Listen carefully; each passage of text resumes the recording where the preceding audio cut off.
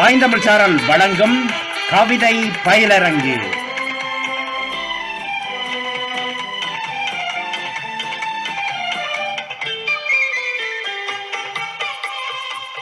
பாய்ந்தமிழ் சாரல் வழங்கும் கவிதை பயிலரங்கு 4ஆம் பாகம்.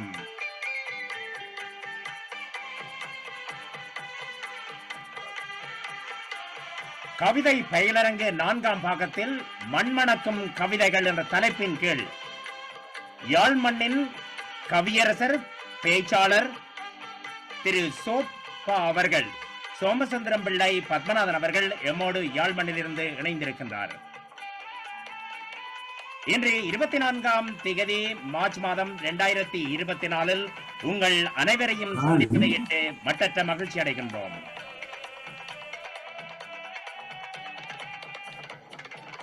சுவை காணும் செவி செய்து இசையறையும் நாவலித்து கவிவரையும் கை கொடுத்து அறிவரத்தை எடுத்தோதி அகமதினில் வந்தமரும் விந்தைகளை புரிந்தாய். நின்புகளை யான் கூறி நாள்தோறும் வாழ்ந்திடவே பன்மொழியில் பல சொற்கள் பயின்றாடும் அம்மாவே, அதனொழியில் உனைப்போலே உயிரில்லை, உணர்வில்லை, அழகில்லை. அதனாலே அன்பமுதே இந்தமிழே என் உயிரே, நின் திருவை உனைக்கொண்டே வாழ்த்துவனே வாழ்த்துவனே. அன்புறவுகள் அனைவருக்கும் வணக்கம். நான் அன்பன் ராஜ் குலராஜ். உங்கள் அனைவருக்கும் இந்த நிகழ்விலே கலந்து சிறப்பிக்கின்ற அனைவரையும் அன்போடு இந்த அரங்குக்குள் அழைத்துக் கொள்கின்றோம். குறிப்பாக இன்றைய பேச்சாளராக கலந்து சிறப்பிக்கின்ற பேச்சாளர் திரு சோமசுந்தரம் பிள்ளை பத்மநாதன் அவர்களையும் இந்த அரங்குக்குள் அழைத்துக் கொள்வதில் மட்டற்ற மகிழ்ச்சி அடைகிறோம். கடந்த நிகழ்வில் என்னால் கலந்து கொள்ள முடியாமல் போயிருந்தது. தவிர்க்க முடியாத காரணங்களினால் டிக்ராவஸ் சுலைகா அவர்களுடைய நிகழ்வை நடாத்தி முடித்திருக்கின்றார்கள். அதிலே எம்மோடு இணைந்து சிறப்பித்த நவஜோதி யோகரட்னம் அவர்களுக்கும் நன்றி கூறிக்கொண்டு, இன்றைய தினம் நடக்கின்ற இந்த நிகழ்வுக்கு 4வது நிகழ்வாக நடைபெறுகிறது. 20ஆம் தேதி ஜனவரி மாதம் 2024 பைந்தமிழ் சாரல் வழங்கிய கவிதை பயிலரங்கு 3 கவிதை யார் கோணம் யார் கூற்று என்ற தலைப்பிலே இன்றைய பேச்சாளராக சிறப்பித்துக் கொண்டிருக்கின்ற சோப்பா அவர்கள் பேசி உரையாற்றியிருந்தார். அருமையாக இருந்தது. இன்றைய நிகழ்விலே நேரடியாக நிகழ்வுக்கு செல்வதற்கு முன்பாக நாம் ஒரு தமிழ்தாய் கவிதையோடும் ஒரு தமிழ் நாட்டுப்புற பாடலோடும் இணைந்து கொள்வோம். அதற்காக இன்றைய நிகழ்வுக்கு நான் அழைத்துக் கொள்வது எமது ஒருங்கிணைப்பாளர் திருமதி பவானி சர்க்குலர் செல்வம் அவர்களை. வணக்கம். அனைவருக்கும் வணக்கம். என் தமிழ் மொழி அன்பு பெற்றோர் ஆசையாய் குலவி என்பிலும் உரைய ஊற்றிய மொழி என் தமிழ் மொழி, மனதில் தேன் பாய்ச்சும் தினம் தினமாய். திக்க தெரியாத காட்டிலும் மனம் பக்கு பக்கென அடித்த போதும் பக்கபலமாய் மரக்கலமாய் நான் சிக்கென பிடிக்கும் என் தாய்மொழி. பிறமொழி கடலில் நான் நிறபேதம் பல பேதத்தில் புரளும் திறனற்ற பொழுதிலும் என் தமிழ் பிறர் உதட்டில் தவழ்ந்தால் மனம் உரமாகும். கைகாட்டி நீர்த்தப்பம் வாழ்வின் வழிகாட்டி என்று என்னை நிதம் தாலாட்டி மகிழ்வில் தினம் சீராட்டும் என் தமிழ் மொழி. கூன்விழாத மொழி புலத்தில் ஏன் வீணென்பேரும் உண்டு. முதுகு நான் போன்ற தமிழனுக்கு தன்மான அடையாளம் என் தமிழ் மொழி, தன்மான அடையாளம் என் தமிழ் மொழி. நன்றி.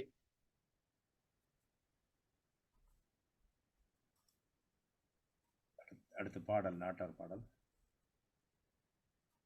நாட்டார் பாடல் எப்படி அமைந்திருக்கும் என்பதற்கு உதாரணமாக நான் ஒரு சிறு பாடலை இங்கே தருகின்றேன்.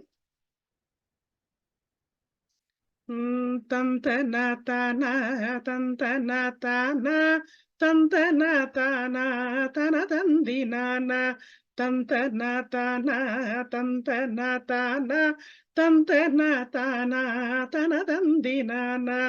ஆற்றிலே தண்ணீர் அலைந்து வருமா போல் அதன் பிறகு புள்ளும் தொடர்ந்து வருமா போல், சேற்றிலே வெள்ளம் தெளிந்து வருமா போல் செங்கவளை நார இனம் சேர்த்து வருமா போல், சினந்தருவி வட்டம் இளந்தாரி மாறை கண்ணூறு படாமல் காருமையனாரே காரும் ஐயனாரே மட்டூரு காலே அருவாளு மடித்து மாவிலங்கன் பிடி தன்னில் நெருக்கி வெட்டும் பிடியை சிறக்கவே வெட்டி வெள்ளி தகட்டி நல்விரல் கூட்டமிட்டு வளர்ந்தருவி வட்டம் இளந்தாரி மாறை நாவூரு வராமல் காருமையனாரே காரும் ஐயனாரே தந்தான தந்தான நான தான நான தந்தான தான நான தந்தான நான தான நான தந்தான ஆத்திலே தண்ணீருண்டு அதனருகே வயலுமுண்டு சேத்தி நீலே ஈரமுண்டு சேந்த சோடி காளையுண்டு நாத்திலே பசுமையுண்டு நட்டு வச்ச விளைச்சலுண்டு கீத்து போட்ட குடிசையுண்டு கிளிய போல அவளுமுண்டு சோத்திக்கு கவலை இல்லை சோம்பலினால் பயனும் இல்லை சோத்தி நீக்கு கவலை இல்லை சோம்பலினால் பயனும் இல்லை. நன்றி.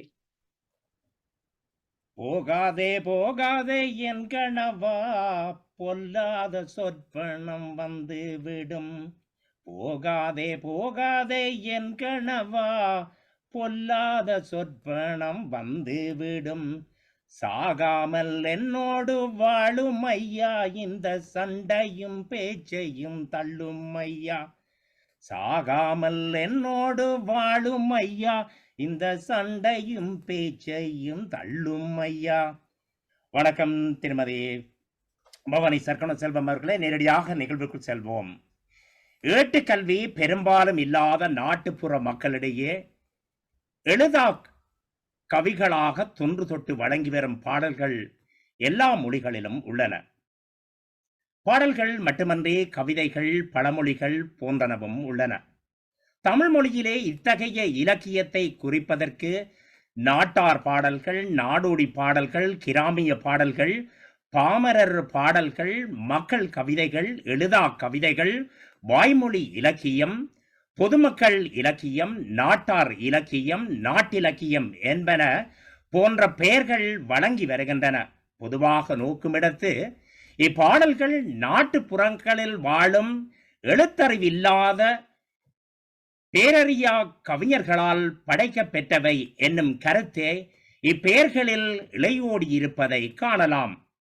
எழுத்தறிவு அதிகமில்லாத பாமர மக்களால் பாடப்பெறுபவையாயினும் இவை இசை கலந்த இனிய பாடல்களாயும் கேட்போர் செவிக்கு மிதியத்துக்கும் இன்பமளிக்க வல்லனவாயும் உள்ளன. இதனாலேயே இப்பாடல்களை கவிதைகள் என்றும் நாகரிக உலகம் ஏற்றுக்கொள்கிறது. தமிழோடு சேர்ந்து ஆங்கில மொழி தேர்ச்சியாளராகவும் எழுத்துத்துறை சார்ந்த பன்முக படைப்பாளராகவும் வடபுலத்தின் கவியரசராக முடிசூரியுள்ள கவிஞர் சோமசுந்தரம் பத்மநாதன் அவர்கள் எம்மோடு இணைந்திருக்கிறார். இவர் இன்றைய தினம் மண்மணக்கும் கவிதைகள் என்ற தலைப்பின் கீழ் உரையாற்ற வருகின்றார். அவரை அன்போடு இந்த அரங்குக்குள் அழைத்துக் கொள்வதில் மட்டற்ற மகிழ்ச்சி அடைகின்றோம். வணக்கம் திரு சோப்பா அவர்களே. மியூட்டை எடுங்கோ.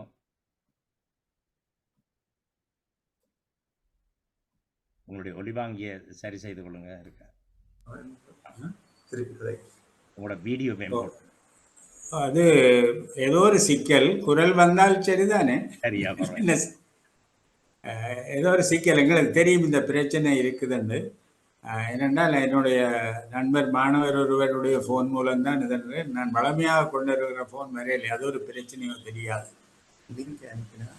நீங்கள் லிங்கை அனுப்பினால் இப்பவும் சரி பண்ணலாம். லிங்க் இருக்குமா பவானி? லிங்கை அனுப்பணும். செல்வ மனோகரன், டி செல்வ மனோகரனுக்கு இருக்கு. அது உங்களுடைய அந்த ஏற்கனவே நீங்கள் ஃபிளையர் அனுப்புறீங்களா அவருக்கு? அவர் வந்து மெனோ, அவருக்கு பேர் மெனோ ஜப்னா யூனிவர்சிட்டியா? ஓமாம். ஆ, அனுப்பி இருக்கு. சரி, வந்துட்டுக்கு நாங்கள் இது சரியாக தொழிற்படும் என்று எதிர்பார்ப்போம். நாங்கள் பேசலாம் நினைக்கிறோம். அதை காத்திருக்கிறது கட் பண்ணி திரும்ப போவோம். ஒரு அதை அப்படியே நீங்க எடுத்துட்டு ஒரேதா வாங்க, பிரச்சனை இல்லை, நாங்க வெயிட் பண்றோம். அப்ப திருப்பி அதை வெட்டி திருப்பி தொடுக்கவோ? ஆமா ஆமா, எடுத்துட்டு வாங்க. நீங்க அதுக்காக வந்தா வீடியோ வரமாட்டா நல்லா. நல்ல, சரி சரி. இப்ப செய்திடுவார். ஒரு 5 நிமிஷத்துக்கு அதை செய்திடலாம், எந்த பிரச்சனை இல்லை. ஆமா. நாட்டார் பாடல்கள் ஆடி பாடி வேலை செய்தால் அலுப்பிருக்காது என்பதால் அன்றைய கால மக்கள் தாம் செய்யும் தொழில் களைப்பை நீக்குவதற்கும் பொருட்டு ஆடியும் பாடியும் மகிழ்ந்தனர். இவ்வாறு படித்தறியாத பாமர மக்களால் பாடப்பட்டு பரம்பரை பரம்பரையாக செவி வழியாக பேணப்பட்டு வந்த பாடல்கள் நாட்டார் பாடல்கள் எனப்படும். வணக்கம் சார். வணக்கம். இப்ப நான் நினைக்கிறேன், நான் என்னுடைய இதை உரையை தொடங்கலாம். தொடங்க. நீங்கள் ஒரு நல்ல முன்னோடி செய்திருக்கிறீர்கள் திரு தேவராஜா. என்னென்றால் நாட்டார் பாடல்கள் என்று சொல்லும் பொழுது வழமையாக நாம் கற்றறிந்த புலவர்களை தவிர கல்வி அறிவில்லாத, எட்டறிவில்லாத பாமர மக்களும் இயற்கையோடு இயைந்த அவர்களுடைய வாழ்க்கையில தொழில் மற்றது அவர்களுடைய அன்றாட பணிகளோட இணைந்த முறையில் இந்த பாடல்களை அவர்கள் அவ்வப்போது பாடி வந்திருக்கிறார்கள். அதற்கு படிப்பு தேவையில்லை. உண்மையில் நான் சொல்ல விரும்புகிறது என்னவென்றால், கல்வி கற்றுத்தான் கவிதை பாட வேண்டும் என்று இல்லை. கவிதை எல்லா நாகரிகங்களிலும் எல்லா நாடுகளிலும் முதல் வாய்மொழியாகத்தான் இருந்தது. அது கவிதையை ஏட்டிலே பொறிக்க புறப்பட்டது காலம் தாழ்த்தித்தான். அதை நாங்கள் மனதில் கொள்ள வேண்டும். இன்றைக்கு நாங்கள் அடைந்திருக்கிற வளர்ச்சி முன்னேற்றங்களை மனதில் கொண்டு ஏதோ கவிதை என்ற உடனே எங்களுடைய கண்ணுக்கு, எங்களுடைய மனத்துக்கு எழுத்தில் பொறிக்கப்பட்டதுதான் கவிதை. உடனே ஏட்டை தேடுகிற ஒரு கண்கள் ஏட்டை தேடுகிற அல்லது தேடி வாசிக்கிற ஒரு பழக்கம் எங்களுக்கு வந்துட்டுது. அப்படி இருக்க தேவையில்லை. இப்படி இந்த வாழ்க்கையோடு, வாழ்க்கை அனுபவங்களோடு ஊறிய நாட்டுப்புற மக்கள் பாடிய கவிதைகள் மிக இயல்பாக ஓசை நலத்தோடு, இப்போ பவானி பாடினது மாதிரி அது இனிமையாக இயல்பாக காதுக்கு இனிமையாக வந்து சேரும். ஒரு கதையை சொல்றேன். என்னென்றால், இது நான் மாணவனாக இருக்கிற காலத்தில் ஒன்றில் புதுமை பித்தன் அல்லது சிதம்பர ரகுநாதன் எங்கேயோ எழுதினது வாசித்தது நினைவிருக்கு. என்னவென்றால், கம்பனும் அவனுடைய சீடப்பிள்ளையும் ஒரு மாணவனும் ஒரு நாள் போய்கொண்டிருந்தார்கள் ஒரு கிராமத்தில். அங்கே பயிர்களுக்கு தண்ணீர் பாய்ச்சி கொண்டு இருக்கிறான் ஒருவன். தண்ணீர் பாய்ச்சுகிறது என்றால் துலாவிலே ஒருவன் நிற்பான், தண்ணீரை போலி இறைக்கிறவன் ஒருவன், அங்கே தண்ணீரை பாத்திகளில் கட்டுகிறவன் ஒருவன் என்ற இந்த மூவரும் அதற்கு இன்றியமையாத ஆட்கள். அப்படி கம்பனும் மாணவனும் அந்த இடத்துக்கு வரும் பொழுது திட்டமிட்ட இறைப்பு முடிஞ்சது. இந்த கடைசி பட்டை போலி அவன் சொல்லுகிற வேளையில, போலுகிற வேளையில அவன் இதுவரை பாடி பாடித்தான் இறைச்சவன் சொல்றான், 30 உடனட்டு மூங்கிலிலை மேலே, மூங்கிலிலை மேலே தூங்கு பனி நீரே என்று பாடுறான். கம்பனுக்கு இத்தனையும் சொல்லி போட்டு பட்டையை கவிழ்த்துட்டு அவர்கள் போறார்கள். கம்பனுக்கு ஒரு பிரச்சனை. 30 உடனட்டு மூங்கிலிலை மேலே, மூங்கிலிலை மேலே தூங்கு பனி நீரே என்றால் இந்த பாட்டு முடியல. எப்படி முடிய போகுது? மூங்கிலிலையில பனி காலத்துல மூங்கிலிலையில நீர் வடிஞ்சு நுனியில முத்து கோத்தது மாதிரி தொங்கும். அப்படி ஒரு பெரிய மூங்கில் மரத்துல எப்படி தொங்கிக் கொண்டிருக்கும். இதை பார்த்துத்தான் அந்த நாட்டுப்புறத்தான் பாடியிருக்கிறான். இது எப்படி முடிக்க போறான் என்ற உடனே மகாகவி கம்பன் போய் நாட்டுப்புறத்தான கேட்கிறது, கம்பி மிச்சத்தை பாடுடான். இவர் ஏதோ யோசிச்சு கொண்டு போயிட்டார்.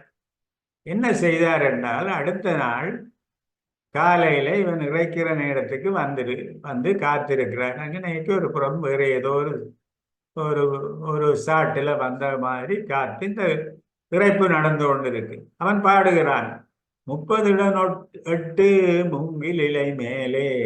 30 38 மூங்கில் இலை மேலே தூங்கு பனி நீரே, தூங்கு பனி நீரை வாங்கு கதிரோனேன்னு பாடுறான். மூங்கில் இலையில தொங்குகிற அந்த முத்து போன்ற பனி நீரை கொஞ்ச நேரத்துல வாங்குகிறதுன்னா வற்ற பண்ணுகிற கதிரோனேன்னு பாட்டு முடியுது. இதை சொல்லி இருக்கிறார்கள்.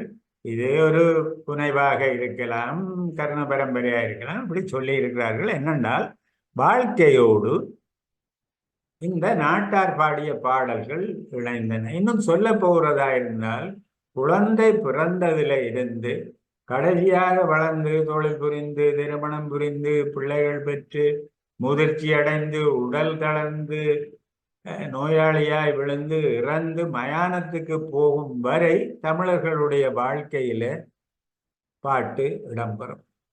இந்த நாட்டார் பாட்டு அது எழுதி படித்த பாட்டு தொழிலோட சேர்ந்து இந்த நான் சொன்னது மாதிரி குழந்தை பிறந்ததுன்னு சொன்னேன். அப்ப அங்கே ஒரு மருத்துவச்சி பாடல் இருக்கும். மருத்துவச்சி என்பது ஒரு நர்ஸ். வீட்டில் இந்த மருத்துவமனைகள் மேலத்தைய முறையில மருத்துவமனைகள் இல்லாத காலத்துல இது பாரம்பரியமாக நாட்டு வைத்தியத்துல நாட்டுப்புற சிகிச்சை முறையை கற்ற அனுபவப்பட்டு ஒருத்தி இந்த மகப்பேற்றுக்கு இருந்து செய்வாள். அவளை மருத்துவச்சின்னு சொல்றது. இந்த மருத்துவச்சி குழந்தை பிறந்த உடனே பாடுவாள். அவளுக்கு சில கடமைகள் இருக்கு. பிறந்த குழந்தை ஆனா பண்ணா வெளியில ஆவலோடு காத்திருப்பார்கள் சுற்றத்தவர்கள். மருத்துவச்சித்த பாட்டு கேட்டுத்தான் குழந்தை சுகமாக பிறந்திருக்கிறது, குழந்தை ஆனா பண்ணா என்றதெல்லாம் தெரியவர். மருத்துவச்சி எப்படி பாடுகிறாள்?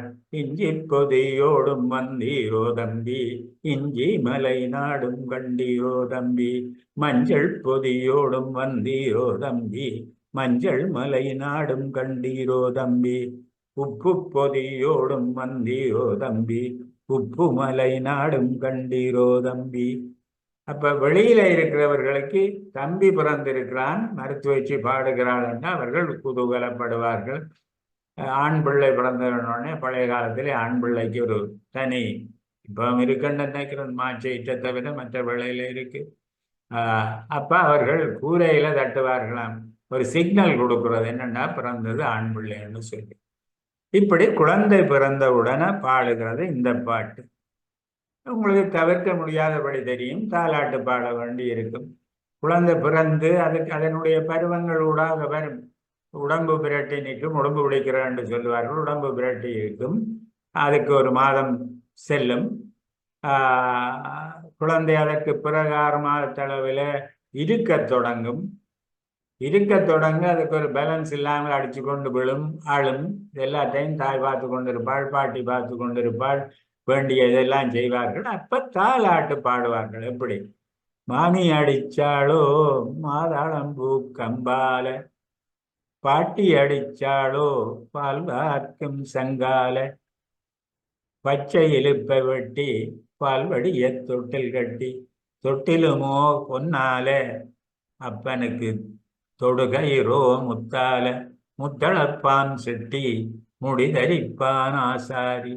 இந்த கனவு உலகம் உண்டு. இந்த பிள்ளைக்கு என்னென்ன வசதிகள் செய்து கொடுப்போம் என்பது எங்கள் கண் முன்னே விரிகிறது இந்த தாலாட்டில். இந்த பிள்ளைகள் செய்கிற விளையாட்டோட சேர்ந்து பாட்டுகள் வரும். பிள்ளை எங்களுடைய முன்னோர்கள் இது எல்லாத்தையும் அவதானிச்சிருக்கிறார்கள் என்பது வியப்பிலும் வியப்பு. என்னென்னா பிள்ளை சாஞ்சாடும், தவள தொடங்கிக்கு ஆனை ஆடும், ஆனை போல ஆட பண்றது. இப்படி யானை ஆடுகிறது சாஞ்சாடுகிறதால பிள்ளையனுடைய இடுப்பு எலும்புகள் நாரி எல்லாம் வலுப்பெற்று அது ஒரு பயிற்சியாகுது. சாஞ்சாடு அம்மா சாஞ்சாடு, தாமரை பூவே சாஞ்சாடு, குத்து விளக்கே சாஞ்சாடு, கோயில் புறாவே சாஞ்சாடு, இப்படி ஒரு பாட்டு பாடுறது. பிள்ளையனுடைய கையை இப்படி பிடிச்சு இதுல மற்ற உள்ளங்கையில அல்லது பாடுகிறவர் உள்ளங்கையில வச்சுக்கொண்டு கீரகடை கீரகடை கீரகடை, நண்டூருது நரியூருது கீரகடை கீரகடை. இந்த பிள்ளைக்கு சின்ன வயதுல நாங்கள் எண்ணெய் பூசி பிள்ளைக்கு உடம்புக்கு வேண்டிய பயிற்சி கொடுத்து, எந்த விஞ்ஞானமும் படிக்காத காலத்துல வெயில்ல போடுறது. எண்ணெயை தடவி நல்லெண்ணெயை தடவி வெயில்ல போடுவார்கள். இரண்டா இலகுவில் விட்டமின் டி வந்து சேரும்.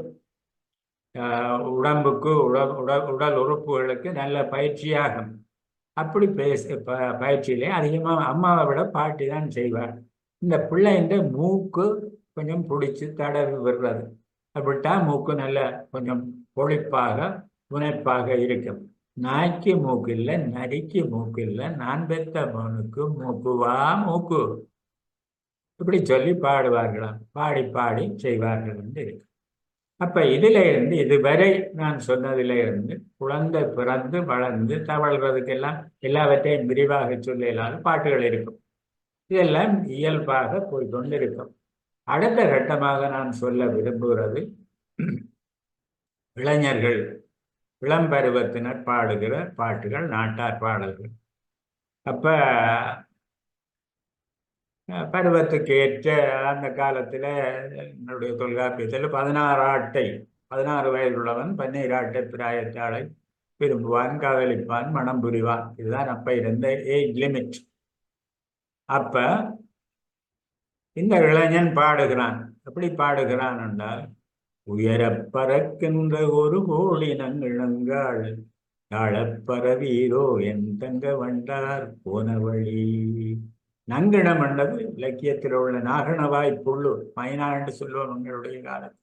உயர பறக்கின்ற ஒரு கோடி நங்கிணங்காள் தாழப்பறவீரோ, நீங்கள் கொஞ்சம் கீழே வந்து பறவுங்கோவன், என்னுடைய காதலி போன இடத்துல நீங்க அதுக்கு மேல நிழல் கொடுத்து கொண்டு போங்கோவன். உயர பறக்கின்ற ஒரு கோடி நங்கணங்காள் தாழப்பறவீரோ என் தங்க வண்டார் போன வழி. இன்னொரு வேளையில இன்னொருவன் பாடுவான், குஞ்சி முகமும் உன் கூர்விழுந்த முக்காடும் நெற்றி இளம்புறையும் நித்திரையில் தோணுதுகா. நான் சொல்ல வேண்டியது முக்கியமான ஒரு செய்தி. இந்த நாட்டார் பாடலுக்கு விளைநிலமாக வளமான மண்ணாக இருப்பது கிழக்கிழங்கை இருந்து வந்தது. கிழக்கிழங்கையிலே தமிழர்கள் முஸ்லிம்கள் இருசாராரும் நெருங்கி வாழுகிற, ஒற்றுமையாக வாழுகிற இடம். அப்ப அங்கெல்லாம் இந்த இஸ்லாமியர்களிடையே வழங்குகிற பாடல். அங்க ஊர் விழுந்த முக்காடு என்னன்னா முக்காடு போட்டிருக்கிறாள் அந்த பெண்ணன்றது எங்களுக்கு தெரியும். குஞ்சி முகமும் உண்ட கூர் விழுந்த முக்காடும் நெற்றி இளம்புறையும் நித்திரையில் தோணுது கா. இந்த கா என்றது ஓசைக்காக, ஓசை நயத்துக்காக, காதுக்கு இனிமையாக வருகிற ஒரு அசை. மட்டக்களப்பு தமிழகத்திலே எல்லாவற்றுக்கும் என்னகா வந்தீர்களாகா இப்படி என்று நிறைய பேசுவார்கள். அது காதுக்கு இனிமையாக இருக்கும். சுவாமி விவேகானந்தர் சொல்லுவாராம், இந்த கா என்றது தோளில ஆண்கள் சுமந்து கொண்டு பாரந்தூக்கி கொண்டு காய்கறி மீன் இப்படிப்பட்ட பொதிகளை தூக்கி கொண்டு போகிற ஒரு காவு தடி, அதை கா என்று சொல்றது. கா என்றாலே காவு தடி தான். அது பின்னாங்கத்தடி இப்படி வேற சிலது இதுல சிங்கள நாட்டுல அங்கேயும் இந்த காவுதடி சிஸ்டம் இருக்கு. அப்ப ஆடவர் தோளிலும் கா, அறிவேர் நாவிலும் கா. ஆண்கள் தோளில கா இருக்கும், பெண்களின் நாவில கா இருக்கும். அவர்கள் பேசைக்கு எல்லாத்துக்கும் கா போட்டு பேசுவார்கள். இப்ப நான் சொன்ன நெற்றி குஞ்சு முகமும் உண்ட கூர் விழுந்த முக்காடும் நெற்றி இளம்புறையும் நித்திரையில் தோணுதுகா. நித்திரையில தோணுதுகா காண்டது ஒரு விழி. எத்தனை ஆண்டு இருக்கும்? 33, 56 ஆண்டு இருக்கும். இவ்வளவு சரியா சொல்றது என்னென்றால், நான் ஆசிரியர் பயிற்சி பெறுகிற பொழுது அப்பதான் எனக்கு நாட்டார் பாடல் ஏராளம் காதல விழுந்த ஒரு காலம். அப்ப அங்கே நான் ஆங்கில பாட பயிற்சி பெறுகிறேன். கணிதமோ விஞ்ஞானமோ பயிற்சி பெற்றவன் இலங்கையைச் சேர்ந்த ஒரு நண்பன் கலந்தர் லெப்பே. கலந்தர் லெப்பே ஓய்வுள்ள வேலையெல்லாம் நாட்டு பாடல்கள் பாடிக்கொண்டு இருப்பான். எனக்கு வேலையை போயிருந்து கேட்கிறது. அப்போ ஒரு நாள் பாடினான், ஆறாமீன் வெள்ளி அசராலே சாயு மட்டும் காத்திருந்து போற நண்டு கதவு நிலை சாட்சி சொல்லும். இந்த அசரு பொழுதுன்றது முஸ்லிம்கள் தொழுகை பண்ணுகிற ஒரு பொழுது, விடியப்பரமாயிருக்கவும். அந்த வெள்ளி அசரு பொழுது தாண்ட வேளை மட்டும் நான் உனக்காக காத்திருந்து போறேன். பெரும்பாலும் ஒரு பெண் காத்திருந்திருக்கிறாள், ஆண் வரையில் காத்திருந்து ஏமாற்றத்தோட போறாள். அவள் பாடுகிற பாட்டு தான் இது. ஆறாமீன் வெள்ளி அசரால திரும்ப மட்டும் காத்திருந்து போற நண்டு கதவு நிலை சாட்சி சொல்லும். இப்போ உங்களுக்கு ஒரு உதாரணம் சொல்லும். கதவு நிலை சாட்சி சொல்லும்னா அவள் கதவு நிலையிலேயே தொங்கிக் கொண்டு இருந்திருக்கிறாள். விடிய விடிய பொழுது அசரால வெள்ளி சாஞ்சிட்டுது, அவன் வரையில் ஏமாற்றத்தோட பாடுகிறாள். இதுதான் அந்த இந்த கதவு சம்பந்தப்பட்ட இலக்கிய ஒரு இது எனக்கு நினைவுக்கு வந்தது. இது 900 என்ற பழைய இலக்கியத்தில் வருகிறது. என்னென்றால் 900 என்றால் சேரன், சோழன், பாண்டியன் மூவருக்கும் ஆளுக்கு 900 வகுத்து பாடப்பட்டது. இந்த மன்னர்கள் வீதியில பவனி பூகைக்கு பெரிய யானை குதிரை அதில் போவார்கள். எல்லாரும் பார்த்து கொண்டு நிற்பார்கள் அரச பவனி. இதில் பருவமடைந்த பெண்ணும் பார்த்து கொண்டு நின்று அவள் கொஞ்சம் மனம் ஈடுபடுவாள். போற சேரனோ சோழனோ பாண்டியனுடைய அழகில ஈடுபட்டு பார்ப்பாள். அநியாயப்படுவாள். இவனை பார்த்து என்னைய போறாள், அவள் சாதாரண குடும்பத்து பெண், பார்த்து என்னண்டு கல்யாணம் கட்டலாமா? தாய்க்கு பத்தி கொண்டு வரும். இந்த பவனி போற நேரத்துல கதவை அடிச்சு சாத்தி விட்டுருவாள். ஈரடியல் கதவை சாத்திட்டு தாய் தன்னை வேலை பார்க்க போக இந்த கதவு திறப்போட்டைக்கால பெட்ட பவனிய பார்த்து கொண்டு இருக்கு. அவள் சொல்லுகிறதாக ஒரு வெண்பா இருக்கு. என்னென்றால் கதவம் துளை தொட்டார்க்கு என்னை கொல் காப்படங்கன்ற அன்னை கடிமனை இல் சரித்து. இலக்கியத்துல இது ஒரு நாட்டார் பாடல் இல்லை, இது இலக்கியத்துல பாரு பாட்டு. இல் சரிக்கிறதுன்னா வீட்டுல போட்டு அடைச்சி வைக்கிறது பருவ பெண்களை. இவர்கள் மனம் இதுகளில் ஈடுபட்டு போய் வாழ்க்கையை தாய்க்குள்ள அக்கறை வாழ்க்கையை பழுதாகி கூடாதுன்னு போட்டு வைக்கிறது. காப்படங்கு, இந்த காப்புகளை கட்டுப்பாட்டுக்கு இரடி என்று தாய் இருத்தி இருக்கிறார். காப்படங்குன்ற அன்னை கடிமனை இல் சரித்து வீட்டில விட்டு யாப்படங்க ஓடி அடைத்ததற்கு. யாப்பண்ணாலே கட்டுப்பாடுதான், அடைச்சு வச்சிருக்கிறார். பேசாமல் இரு, வெளியில வெளிக்கிடக்கூடாது. மாக்கடுங்கோன் சேரன் போறார். நன்னலங்கான அவனுடைய அழகை கம்பீரத்தை ஒளியில பவனியில வாரதை பார்க்கிறதுக்கு நல்ல வேளை திறப்ப கலட்டிட்டு பார்த்தா திறப்பு ஒட்டைக்கால பவனி தெரியுது.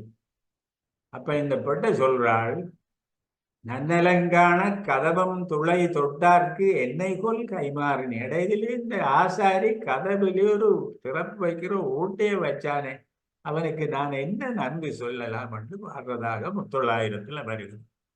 இதுல நான் என்ன செய்கிறேன் என்றால், கலந்தர் லெப்ப சொன்ன ஆறாமீன் வள்ளி அசரால சாய் மட்டும் காத்திருந்ததும் 900 வார ஒரு நாயகி கதவோட்டைக்கால பவனியில போற மன்னனுடைய அழகை பார்த்து தன் பயம் இழந்திருந்ததும் ரெண்டையும் தொடுத்திருக்கிறார். அவ்வளவுதான். அப்ப இன்னொரு பாட்டு 900 இருக்கு. தாயர் அடைப்ப, தாய்க்கு வேலை கதவை சாத்துறது. தாய் கொஞ்சம் விலை உண்ணோன்னா மகளுக்கு வேலை கதவை திறக்கிறது. அப்போ ஒரு கவிஞன் சொன்னான், அநியாயமா இந்த பிணைச்சல் எல்லாம் தெரிஞ்சு போகுது. தாயர் அடைப்ப மகளிர் திறந்திட தேயத் தெரிந்த குடுமியவே. குடுமி இந்த ஹிஞ்ச் பிணைச்சலுக்கு, அந்த கதவை ஆடுகிற அந்த பிணைச்சலுக்கு பழைய தமிழ் சொல்லு குடுமி. தாயர் அடைப்ப மகளிர் திறந்திட தேயத் தெரிந்த கொடுமியவே மலர் வண்டுலாம் கண்ணி வயமான் தேர் கோதையை சேரனை கண்டுலாம் வீதி கதவு. அவனை கண்டு அவன் உலா போவதை கண்ட வீதியில உள்ள கதவெல்லாம் தாய்மார் திறக்கவும் தாய்மார் அடைக்கவும் மகள்மார் திறக்கவுமாக எல்லாத்துக்கும் குடுமி தேஞ்சு போச்சு, பிஞ்சஸ் தேஞ்சு போச்சு. அடுத்த நாளைக்கு கொல்லன் வந்து எல்லாம் செய்ய வேண்டி இருக்குமெண்டு ஒரு நகைச்சுவையும் ஒரு உலகியற்லையும் கொளுத்தி பார்க்கலாம். இனி இன்னொரு பகுதிக்கு போகும். இடையில நீங்கள் ஏதாவது சொல்லி போகலாம். இன்னும் காதல் பாடல்கள் முடியல. பவானி தேவராசன் என்ன சொல்றீங்க? தொடர்ந்து பேசவா? தொடர்ந்து பேசுங்க. ம், ஓம் தொடர்ந்து பேசாதீங்க. தொடர்ந்து பேசலாம். இந்த பாடல்கள் அதிகமாக தொழில் சார்ந்தும் வரும். அதாவது மீன் பிடிக்கிறவர்கள் பாடுகிற ஏலேலோ பாட்டு, கடை வேலையை இழுத்து கொண்டு பாடுகிறது. வயல் வேலையோட விவசாயத்தோட நிறைய இருக்கு. நாட்டு நடும் பொழுது பாடுகிறது. மற்றது அரிவு வெட்டுகிற வேலை, அது அரிவு வெட்டு பாட்டுன்னு இருக்கு. சூழடிக்கிற வேளையில பாடுறது, வயல் உளும் வேளையில பாடுறது. விளக்கிழங்கையில வயல் அடிக்கிறதுன்னு சொல்லுவாங்க. என்னன்னா சேற்று உழவில எருமை கடா ஒரு 5-6 சேர்த்து பிணைச்சி போட்டு அவன் உழவனும் அநேகமா இளைஞர்கள் தான் அதை செய்வார். அவர்கள் சேற்றுக்குள்ள இறங்கி இறங்கினா முழங்கால் அளவுக்கு சேர் அதென்னண்டு வந்ததுன்றால் நீர்ப்பாசனம் உள்ள இடத்துல இந்த தண்ணீர் பாஞ்சு வந்து அதை சொல்லி அங்கத்தை பரிபாஷையில சொல்லுவாங்க, வயலை புளிக்க விட்டிருக்கிறது. இந்த களை எல்லாத்தையும் ஒரு முறை அடிச்சு புளிக்க விட்டா களை மாண்டு போகும். பிறகு பதம் வந்த உடனே விதைப்பை தொடங்குவான், மிக எளிது. அப்ப அது வயல் அடிக்கிறது இருக்கு, சூழடிக்கிறது இருக்கு, அருவி வெட்டுறது இருக்கு, இப்படி பல வேலை இருக்கு. இதுல ஒரு சோடியை உங்களுக்கு அறிமுகப்படுத்த ஒருத்தி என்ன வீட்டு முற்றத்தில் தெருவோரத்திலும் வரலாம், நீண்ட பாய், அதை இங்கே நாங்கள் வடக்குல கதிர்பாய்ன்னு சொல்றோம். அந்த கதிர்பாயில புழுங்கல் காய விட்டுட்டு இருக்கிறான். நல்ல வெயில், எரிச்சு வார வெயில்ல புழுங்கல் காய விட்டுட்டு. இதே நேரம் இவளுடைய காதலன் அங்க அரிவு வெட்டி கொண்டு இருக்கிறான். அறிவற்ற தனியை செய்கிறதில் ஒரு குரூப் குழுவாக செய்கிறான். இந்த பெண் பாடுறாள், பொழுது கிளம்பி பூமி இந்த சூடு சுட்டால் வெள்ளாமை வெட்டும் மச்சான் மேனி என்ன சூடு சுடும். வெள்ளாமை வெட்டுறதுன்னு சொல்றது அறிவு வெட்டுறது. இந்த நிலம் இந்த சூடு சுடுவதே. அந்த மனுஷன் போய் வெள்ளாமை வெட்டி கொண்டு வெண்கிறான், வெளியில நின்று காய்கிறானே, அவனுக்கு என்ன சூடு சுடும் அவன் மேனி. இது அவளின் கவலை. அவன் கவலையை பார்ப்பான். அவன் அங்க நின்று சொல்றான், நடவா கிடாயும் நானும் இந்த பாடுபட்டால். இந்த எருமைக்கடா அது வெள்ளாமை வெட்டுறதா இருக்கலாம், அல்லது சூழடிக்கிறதா இருக்கலாம். இதுவும் நானும் கிடந்து மாயிரம். அது வேலை ஸ்லோவாகத்தான் வேலை செய்யும், மற்ற நாட்டு பாடுகளை போல இல்லை. அதனால நிறைய நல்ல வேலை செய்யும். அப்ப நடவா கிடாயன்னு சொல்லான்னா, கிடாய் நடக்குது, ஆனா அது நடக்கிற வேகம் இவனுக்கு போதாது. நடவா கிடாயும் தானும் இந்த பாடுபட்டால் தாயா புழுங்கலும் என் கன்னிகையும் என்னப்படும். தாயா புழுங்கலோடு அவள் இருக்கிறாள், அவள்ல சுடுந்தான், அவள் என்ன பாடுபடுவாள். இப்படி வாழ்வியலோடு பாருங்க, மிகவும் ஒட்டி உறவாடி வருகிற பாடல்கள் இந்த பாடல்.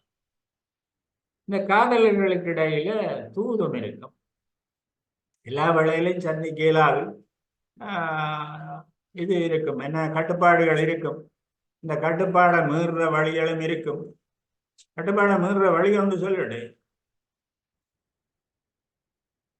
இவன் காதலியை காண போறான், அங்க கட்டுப்பாடுகள் இயலாது. நான் என்ன செய்கிறது, கட்டுக்காவல் பலமாயிருக்கேன்னு அந்த காதலி சொல்லி விடுறாள். பெண்களுக்கு கூர்த்த மதிப்பார்.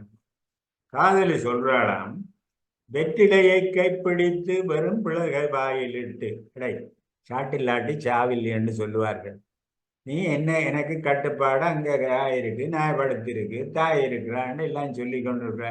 வாய்க்கு வெத்திலேயே கையில் எடுத்து வாய்க்குள்ள பிளந்த பாக்கு, பச்சை பாக்கு சாப்பிடுவாங்க, பாக்கையும் போட்டுக்கொண்டு அப்போ ஒரு சாட்டாச்சு. நீ நான் இருக்கிற பக்கம் வந்தால் என்ற வீட்டு வாசல் வந்து சுண்ணாம்பு சாப்பிடலையான்னு கேட்டு. இந்த அளவுக்கு நான் புத்தி இல்லாம போச்சு. அதான் அவள் கேட்கிறது. வெற்றிலையை கைப்பிடித்து வெறும் பிளகை வாயிலிட்டு சுண்ணாம்பு வேணுமென்று சுற்றி வர மாட்டாயோ. எப்படி இருக்கு அந்த காதலர்களே கண்டுபிடிக்கிற அந்த வழி. அதை இதுல சொல்லி இருக்கிறார். தூது விடுகிறதும் நடக்கும். மன்னார் பக்கத்து ஒரு நாட்டார் பாடல் வலு எளிமையாக இருக்கு. இவர் போய் சில வேளை போய் இந்த வயல் வேலைகள் விவசாய வேலைக்கு போனால் இன்னொரு நாள் செல்லும்.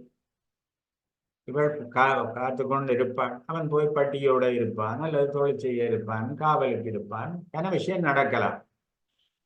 அப்ப ஒருத்தி இளம்படிகள் அந்த திசையில போறவங்களுக்கு சொல்லி விடுறாள், எருக்கலம்பிட்டிக்கு எருவு கொண்டு போற தம்பி. அவன் சின்ன படியன். எருக்கலம்பிட்டி மன்னார் மாவட்டத்தில் இந்த வண்டிலே எருவேற்றி கொண்டு போறான். இவன் போற எருக்கலம்பிட்டிக்குத்தான் இவளுடைய காதலனும் போயிருக்கிறான். எருக்கலம்பிட்டிக்கு எருவு கொண்டு போற தம்பி, மச்சானை கண்டா உன்னை மயில் விரட்டாம் என்று சொல்லு. இந்த மயில் உன்னை விரட்டாம் என்று சொல்லு. கிட்டத்தட்ட பூடகமாக படிகளுக்கு விளங்கும். ஆனா மயில் விரட்டாம் என்று சொல்லுன்னு சொல்லிவிடும். இன்னொரு செய்தி அனுப்புகிறது எப்படி என்றால், பட்டியடி புட்டியில, புட்டி என்றது பேச்சு தமிழ்ல புட்டி வரும். பட்டியடி புட்டியில பால் கறக்கும் தம்பியரே, அத்தானை கண்டால் உண்ட மயில் விரட்டான் உண்டு சொல்லு. தூது போகுது என்ன மாதிரி பாருங்க. கடிதம் இல்லை, புறாவில்லை, என்ன ஒன்றும் இல்லை, தந்தி இல்லை, வாட்ஸ்அப் இல்லை, எஸ்எம்ஜி இல்லை. அப்போ படியன்கிட்ட சொல்லி விடுற செய்தி, இந்த தூது விடுகிறதும் அங்கே நடக்கும். இந்த காதலிலே ஒரு ஒரு இன்றியமையாத அம்சமாக நான் இதை பார்க்கிறேன். இதற்கு அப்பால சில விஷயங்கள் சொல்லலாம். காதல் பாடல்கள் இருக்கு, தூது இருக்கு. எப்படி போனால் எந்த கட்டத்துக்கு நாங்கள் வரலாம் என்றால், வாழ்க்கையிலே ஏற்றம் தாழ்வு எல்லாம் இருக்கும். அப்ப வாழ்வு இருக்குதென்றால் சாபம் இருக்கும், காதல் இருந்தால் பிரிவும் இருக்கும். அப்ப இப்படியா இருந்தால், ஒரு சாவு நிகழ்ந்தால் அதை தொட்டு பிறகு புலம்பல் ஒப்பாரி வைக்கிறது இருக்கு. இந்த ஒப்பாரியும் மிக சிறந்த நாட்டார் இலக்கிய வடிவமாக நாங்கள் பாடுவோம், கண்டிருக்கிறோம். உங்களுக்கு ஒரு சுவையான ஒப்பாரி சொல்லுவோம். அதுக்கு முதல் ஒரு சின்ன ஒப்பாரி.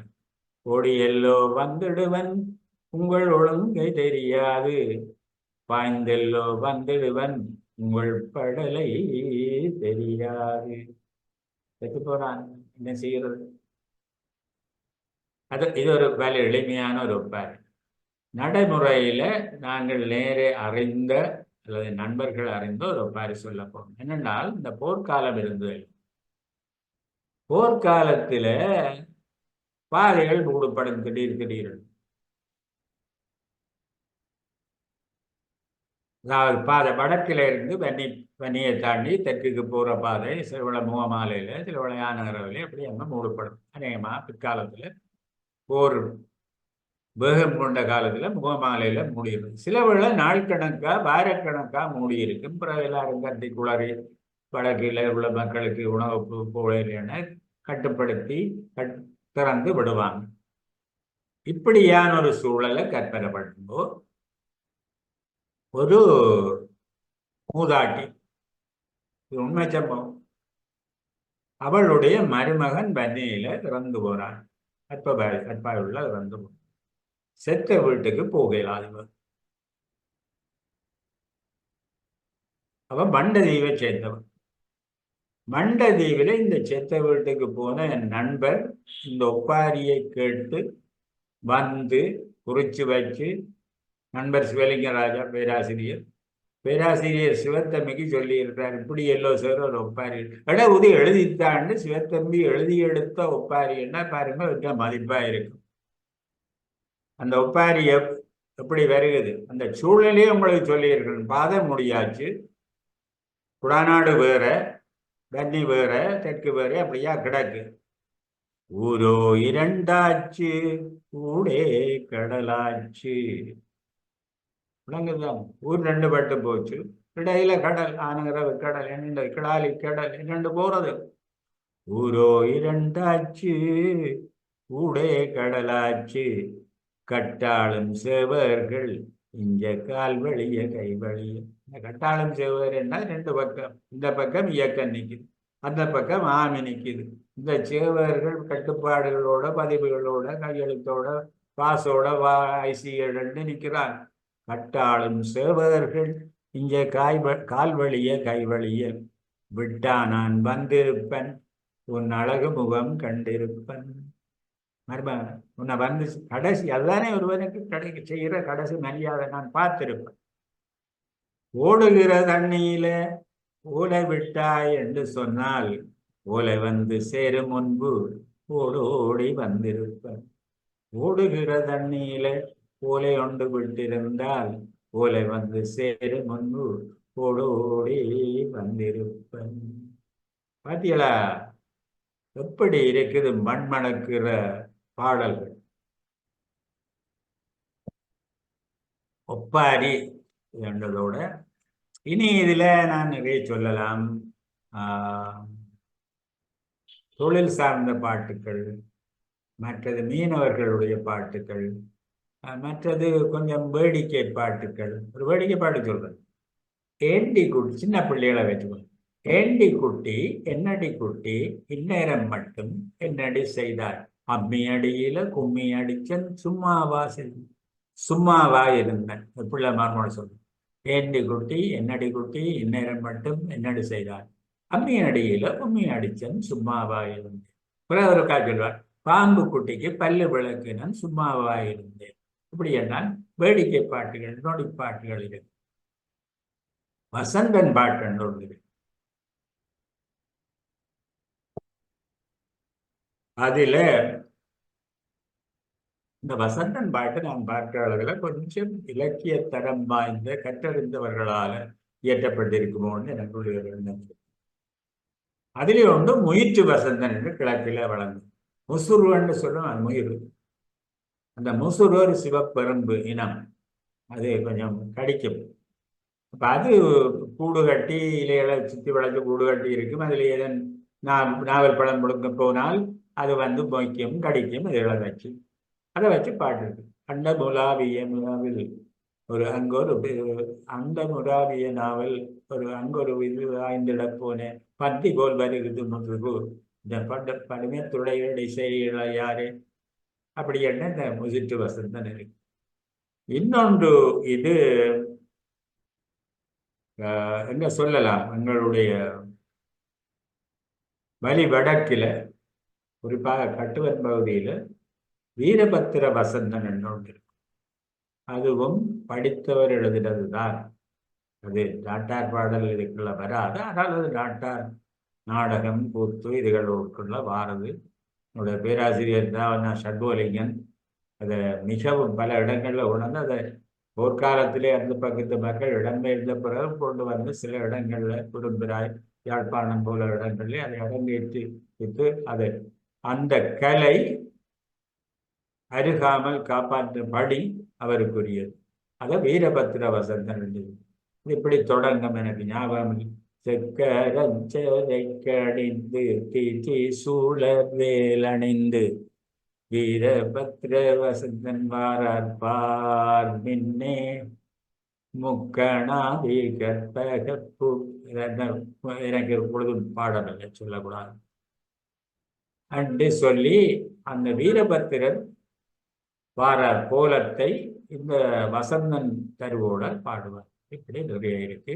நான் இந்த அளவில் உங்களுக்கு இதை பற்றிய நாட்டார் பாடல் பற்றி வேற கணக்க சொல்லலாம், இன்னும் சொல்லலாம்.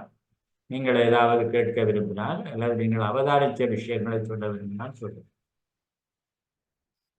நன்றி நன்றி நன்றி நன்றி. மிக அருமையாக இருந்தது. மண்மணக்கும் கவிதைகள் என்று நாம் புலம்பெயர்ந்த தேசத்தில் இருந்தாலும் அந்த மண்ணுக்கே எங்களை அழைத்து சென்றது. ஒரு விவசாயியின் மகனாக இருந்து இதையெல்லாம் அனுபவித்தவன் என்ற காரணத்தினால் நீங்கள் பேசுகின்ற ஒவ்வொரு தடவையும் நான் நன்றாக இதை அனுபவித்து பார்க்கக்கூடிய ஒரு தன்மை இருக்கிறது.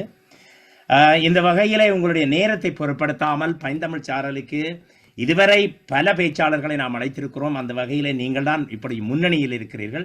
என்றால் பல நிகழ்வுகளை எங்களுக்காக தந்து உதவி இருக்கிறீர்கள். இது மற்றவர்களுக்கும் பயன்படும் என்று நாம் நம்புகிறோம். இந்த கேள்விகளுக்கு கலந்துரையாடல்களுக்கு செல்ல முன்பாக ஒரு காதல் பாடல் ஒன்று, இதை கவிதையாக வாசிப்பதை விட பாடலாக பாடுவது நல்லம். நாட்டார் பாடல்களை பாடுவதற்கு யார் எப்படி பாட வேண்டும் என்று வரவிலக்கணம் இருக்காது. என்னுடைய சங்கீத ஞானம் குளியல் அறையில் மட்டும்தான். திருமதி பவானி சர்க்குணம் செல்வம் அவர்கள் போற என்னால் பாட முடியாது. இருந்தாலும் என்னுடைய முயற்சி இது. கோடைக்குள் பூத்த கொடி மல்லிகை பூவை கொத்து கொத்தாக தந்திடுவார். கோடைக்குள் பூத்த கொடி மல்லிகை பூவை கொத்து கொத்தாக தந்திடுவார். மிச்சம் பிறகு வருமன்று அவர் முத்தம் ஒன்றும் தந்திடுவார். கட்டிலே அவர் படுத்திருப்பார். தொட்டிலில் பிள்ளை நித்திரைதான். பாலும் அடுப்பிலே பொங்கினாலும் பண்பாக என்னுடன் நடந்திடுவார். கண்ணை மை போல் காத்திடுவார். கழுத்துக்கு பலவாரம் தந்திடுவார். கண்ணை மை போல் காத்திடுவார். கழுத்துக்கு பலவாரம் தந்திடுவார். குஞ்சி மயில் போல வட்டமிட்டு கொஞ்சி குலாவி இருந்திடுவார்.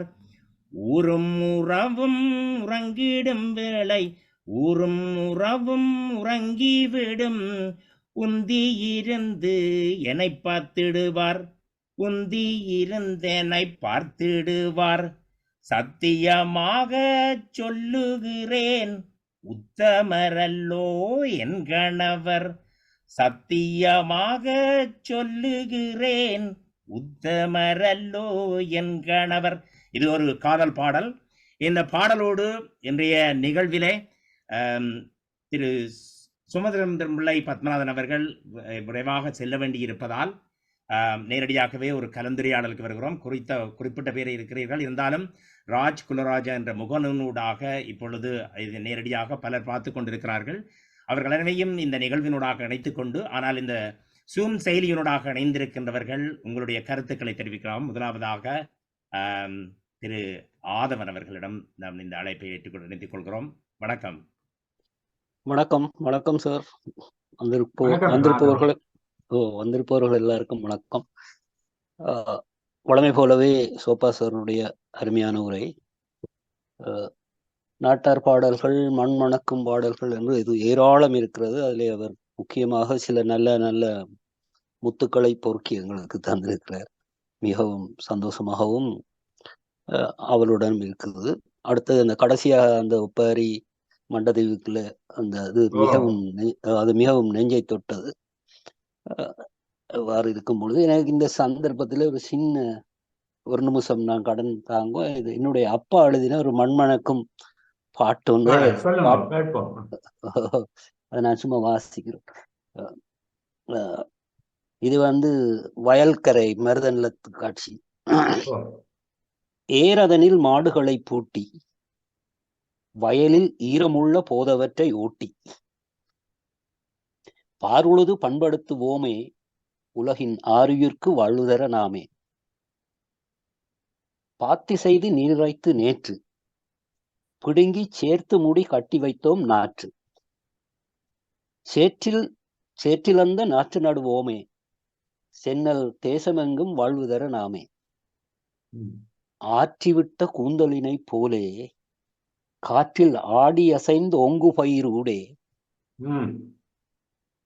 தோற்று புல்லை சென்று களைவோமே உயிர்க்கு சோறளித்து வாழ்வுதர நாமே. அந்த மண் மணக்கிறதும் அந்த வர்ணனையும் அது அப்பாவனுடைய அருமையான பாடல். இதை ஒரு நாட்டிய நாடகமாக பல இடங்கள்ல கலை செய்திருக்கிறார். அதுல அந்த கீழே ஒரு கடைசி பந்தி ஒரு கும்மி இதுல எழுதியிருக்கிறார். பொன்னை போல பொழிந்து தோன்றும் செந்நெற் கதிரை பார்த்திடுவோம், அன்ன பூமி தன்னை நோக்கி அவைகள் சாய்தல் பார்த்திடுவோம்.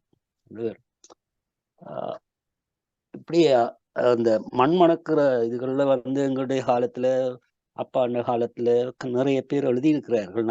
நீங்கள் அந்த நாட்டார் பாடல் கற்ற அந்த இதுல நின்றபடியால் இதுல சொல்லல. இது வேற ஒரு டாபிக்கா எடுத்திருக்கலாம். இந்த எழுதினவர்கள் கவிஞர்கள் எழுதின அடுத்த காலத்தை எடுத்திருக்கலாம். அது வேற ஒரு செஷன்ல செய்யலாம். வளமைப்படி உங்களுடைய இதுல நிறைய ரசித்தோம், நயந்தோம். வாழ்த்துக்கள் சார். நன்றி, வணக்கம். நன்றி நன்றி. அருமை. ஏனென்றால் இந்த நாட்டார் பாடல்களே ஒவ்வொரு சொல்லையும் செய்யுள் இல்லாமல் எதுகை மோனையோடு எப்படியெல்லாம் அவர்கள் இணையேற்றினார்கள், இந்த சந்தங்கள் எல்லாம் அப்படி வருகின்ற அளவுக்கு அதை ரசிக்கக்கூடிய ஒரு சந்தோஷமாக கேட்கக்கூடிய அளவுக்கு இருக்கிறது. சரி, அடுத்த நான் ஒரு நிமிஷம். நான் மலையகத்துல தெரிஞ்ச பொழுது ஒரு ஒரு ஒரு சிறுவனை சந்தித்தேன். அப்ப அவன் ஒரு பாட்டு பாடுறான்னு அவன் ஒரு பாட்டு பாடினான். அடடா அடடா அண்ணாமலை அரைக்கட்டி சவுக்காரம் என்ன விலை அப்படி பாடினான். பிறகு நான் என்னுடைய சிறுகதை ஒன்றில் ஒன்று எழுதினான். ஒரு குழந்தெடுக்கிற ஒரு தொழிலாளி, மலைய தொழிலாளி, அவன் களைச்சி போயிருக்க அவன் பாடுற மாதிரி ஒரு நாட்டுப்புற மட்டும் சவுக்கு மரத்தடி அப்புசாமி, நான் சாக போறது இப்பசாமி. அதே பிறகு நான் எழுதினது. அதே பிறகு இவர்கள் நாட்டார் பாடல்னு யோசிச்சுட்டு நாட்டார் பாடல அதை சேர்த்து வச்சிருக்கிறோம். இன்னும் நாட்டார் பாடல் மாதிரியிலே அவர் இந்த காலத்தில் எழுதினதாக அது இருக்கலாம். அப்படி இருக்கலாம். சரி, நன்றி நன்றி நன்றி நன்றி. அடுத்ததாக குணாலினி, நீங்கள் நான் நினைக்கலுடன் தொடக்கத்திலிருந்து இணைந்து கொள்ளவில்லை. ஏதாவது நீங்கள் கருத்து சொல்ல விரும்பினால் உங்களுடைய கருத்தை நீங்கள் தெரிவிக்கலாம். உங்களோட மியூட்டில் இருக்கிறீங்க. சொல்லுங்க குணாலினி. வணக்கம். குணாலினி, இதை உங்களுடைய ஒலிவாங்கியை சரி செய்து கொள்ளுங்கள். ஒலிவாங்கியை இருக்கா பாருங்க. இப்ப சரி. அனைவருக்கும் வணக்கம். முதலாவது தாமதமான வரைக்கும் மன்னித்துக் கொள்ளுங்கள், தவிர்க்க முடியாது. வந்தவுடனும் இணைந்து கொண்டிருக்கிறேன். சோபா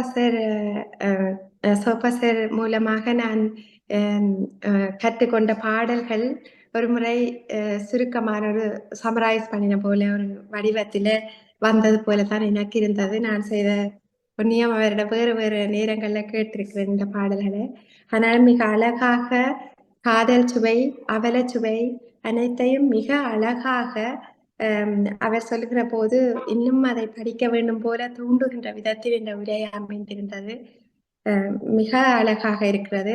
மண்மணக்கும் கவிதைகள் என்ற சொல்லிலே அந்த தமிழ் வாசம் இருக்கிறது. அதே போல மதிப்புக்குரிய ராஜ்குலராஜ் அவர்கள் மற்றும் ஆதவன் அவர்கள் வாசித்த கவிதைகளும் மிக அழகாக இருந்தன. தாங்கள் பாடிய பாடலும் நல்லா இருந்தது. என்னை பொறுத்த வரைக்கும் ஒரு சின்ன மனக்குறையையும் சொல்லி இந்த இடத்தை நானும் பிந்தி வந்து நின்று கொண்டு இதை சொல்றது சரியில்லை. ஈஸ்டர் ஹாலிடேஸ் நாளைக்கு தொடங்குறபடியால வெளியில கட்டாயமா போக வேண்டியது வந்துருவேன் என்ற கிடையில வேற முடியாம போயிட்டு பலருக்கும் அதே பிரச்சனை இருக்கலாம். ஆனாலும் எங்களுடைய பைந்தமிழ் சேனலை அவதானிக்கிற போது அந்த ரசிகர்களுடைய வரவு, பார்வையாளர் வரவு குறைந்து வருகிறது. என்ன செய்யலாம், இதை இந்த எண்ணிக்கை கூட்டுறன்ற விதமாயம் ஏதாவது ஒரு நல்ல கலந்துரையாடலையோ ஒழுங்கமைப்பையோ ஒரு கூட்டத்தையோ நடத்தி நாங்கள் இதுக்கு உயிர் கொடுத்து முதல் 30-35 பேர்லாம் வந்திருக்கிறோம் நிகழ்வுகளுக்கு. இப்ப முகநூலால பார்த்து கொண்டிருந்தாலும் என்னுடைய அவதானிப்பாளராக என்னுடைய மனக்குறையையும் சொல்றேன். மற்றும்படி சோபா சார் சொன்ன வசந்தன் பாட்டுல முசுட்டு வசந்தன், வீரபத்ர வசந்தன் அதெல்லாம் கேட்க உண்மையா வரலாறு. இதை நாங்கள் கேட்டு அங்கால கொண்டு போக வேண்டிய தேவை இருக்கு. இப்படியான விஷயங்கள்ல நாங்க கேட்டா அடுத்தடுத்த சந்ததிக்கு நாங்க சொல்றது போய் கொண்டிருக்கும். ஆனா 2ஆம் சந்ததி பிள்ளைகள் பாரத்துக்கு தயக்கம் இருக்குது. ஆனாலும் நல்ல அருமையான உரை சார். மற்றும்படி இந்த நிகழ்ச்சிக்குள்ள நான் கலந்து கொண்டதை பற்றி எனக்கு கிடைச்ச நேரத்துக்கு நான் எந்த கொடுப்பினேன்னு தான் நினைக்கிறேன். நன்றி. நன்றி குணால். நன்றி குணாலி. உங்களுடைய ஆதங்கம் எங்களுக்கும் புரிகிறது. அதற்காக நாங்கள் நயன்தாராவை இந்த நிகழ்ச்சிக்கு அழைத்து வர முடியாது. இன்றைய காலத்திலே எமது சமுதாயத்தில் இருக்கிறவர்களுடைய போக்கு வேறு எங்கேயோ சென்று கொண்டிருக்கிறது.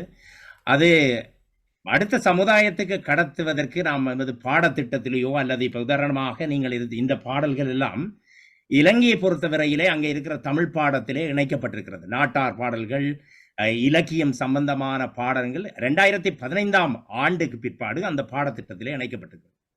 இப்ப மற்றவர்களை இங்கு வளர்ந்து வாழுகின்ற பிள்ளைகளையோ அவர்களை கொண்டு வருவதற்கு செய்வதாக இருந்தால் அது இங்க உள்ள பாடத்திட்டங்களையும் அதை இணைத்து சில நாடுகளில் இருக்கின்றது. ஆனால் என்னை பொறுத்தவரையிலே இந்த லண்டனில் நான் பார்த்ததாக இல்லை, இருக்கலாம். அப்படியான வளர்ச்சியை கொண்டு வருவதற்கும் அதை இந்த சோபசர் அவர்கள் பேசுகின்ற போது நான் இதை அனுபவித்தவன் என்ற காரணத்தினால் எனக்கு அதனுடைய தாற்பயம், அது எங்கே இருக்கிறது, அதனுடைய வேல்யூன்னு சொல்வார்கள், அது எங்களுக்கு புரிகிறது. ஆனால் இதை மற்றவர்களுக்கு கடத்துவதற்கு எங்களுடைய எல்லோருடைய சமுதாயத்திலும், ஆனால் பைந்தமிழ்ச்சாரலுடைய பிரதான பொறுப்பாக, அது ஒருவர் வந்தாரென்ன 2 வந்தாரென்ன, இதை பதிவு செய்து இந்த பதிவை மற்றவர்களும் பார்க்க வேண்டும் என்ற நோக்கத்தோடு தான் தொடர்ந்தும் செய்ய இருக்கிறோம். உங்களுக்கே தெரியும், வேற நிகழ்வுகள் நடைபெறுகின்றது, இலக்கிய நிகழ்வுகள் நடந்தது. எத்தனை பேர் இலக்கிய நிகழ்வுகளுக்கு செல்கிறார்கள்? இதுதான் அங்கே இருக்கிற பிரச்சனைகள். அதனால் தான் ராஜ்குலராஜா என்கிற முகநூலூடாகவும் நான் இதை மற்றவர்கள் பார்க்க வேண்டும் என்பதற்காக இதை அனுப்பியிருக்கிறோம். அது பதிவாகவும் அதில் இருக்கும். அதே போன்று யூடியூப் ஒளித்தளத்திலே பதிவேற்றம் செய்யப்படும் என்பதையும் அறிய தருகின்றோம். உங்களுடைய கருத்துக்கு நன்றி. நன்றி. அடுத்ததாக பவானி சர்க்குட செல்வம் அவர்களிடம் செல்வோம். வணக்கம். வணக்கம். இந்த கள்ளம் கபடம் இல்லாத இந்த இலக்கியம் இதுல ஒரு தனிச்சுவை இருக்குது. அது மிகவும் சுவைப்பட அருமையாக என்று எடுத்துரைத்தீர்கள். நன்றி. அதுக்கு நாங்கள் பைந்தமிழ் சார்பிலே நன்றி சொல்ல கடமைப்பட்டிருக்கின்றோம். இந்த இலக்கியம் இது ஒரு தனித்துவமான இலக்கியம். இப்ப நாங்கள் இளையோர்கள் என்று பார்க்கலையும் உண்மையில இந்த மாதிரியான இலக்கியங்களை கட்டாயம் நாங்கள் கற்பிக்க வேணும். புலம்பெயர் நாடுகள்ல பாடத்திட்டங்கள்ல இருக்குது, நாங்க கற்பிக்கிறோம் நாங்கள். ஆனா அதுல முக்கியம் அதை வடிவாக இசையோட பாடி பிள்ளைகளோட சேர்ந்து பாடணும், மேடைகள்ல பாடணும். பாடுறதுலாம் அது இந்த தனித்துவம் இருக்குது. பாடினால்தான் அது இந்த சுப கூட விளங்கும். அது எத்தனை ஆசிரியர்கள் அப்படி செய்கிறார்கள்ன்றது முக்கியம். அப்படியா அந்த ஆசிரியர்களுக்கு முக்கியமாக பயிற்சி கொடுக்கல அது முக்கியமாக செய்யணும்னு நான் நினைக்கிறேன். ஏனென்றால் இளைஞர்களும் இதை எழுதலாம். இது எந்த கஷ்டமும் இல்லை. அவருடைய அனுபவத்தை அப்படியே எழுதக்கூடிய மாதிரியான மொழி நடை. மற்றது கட்டாயம் இலக்கண தமிழா இருக்கணும்னு இல்லை. இப்ப நீங்க ஒவ்வொரு இடத்தையும் பாத்தீங்கன்னா மட்டக்களப்புல தங்களுடைய டைலக்ட் சொல்றேன், அதாவது வட்டார வழக்குல தான் பாடுறது. எந்த விதமான ஒரு இதுவும் இல்லை. இப்ப ஒரு ஏற்பாட்டை எடுத்துக்கொண்டீங்கன்னா பாருங்க, அந்த பலம் சும்மா ஒரு ஒரு ஒரு 25-30 சொல்லுகளுக்குள்ளேயே அந்த இதுகளை அமைக்கக்கூடிய ஒரு வடிவம் இந்த நாட்டார் பாடல் வடிவம் தான். இப்ப ஏற்பாட்டுல ஒன்று சும்மா பாடி காட்டுறேன். வரம்போ தலையானை செல்லவாய்க்காலோ பஞ்சு மெத்தை சார்பார்த்து நடந்திடடா செல்லா சரிந்து நடந்திடடா ஓடி நடந்திடடா செல்லா உறுதியுள்ள காலாலே இந்நடை நடந்து நாம் சென்றால் எப்ப கரை சேர்வோமடா தந்தான தந்தான நான தான நான தந்தான தான நான தந்தான நான தான நான தந்தான வட்ட தலையரடா செல்ல வாலாட்டும் கும்பரடா மாறி மழை பெஞ்சு செல்ல மானாவாரி தாம் வேளைய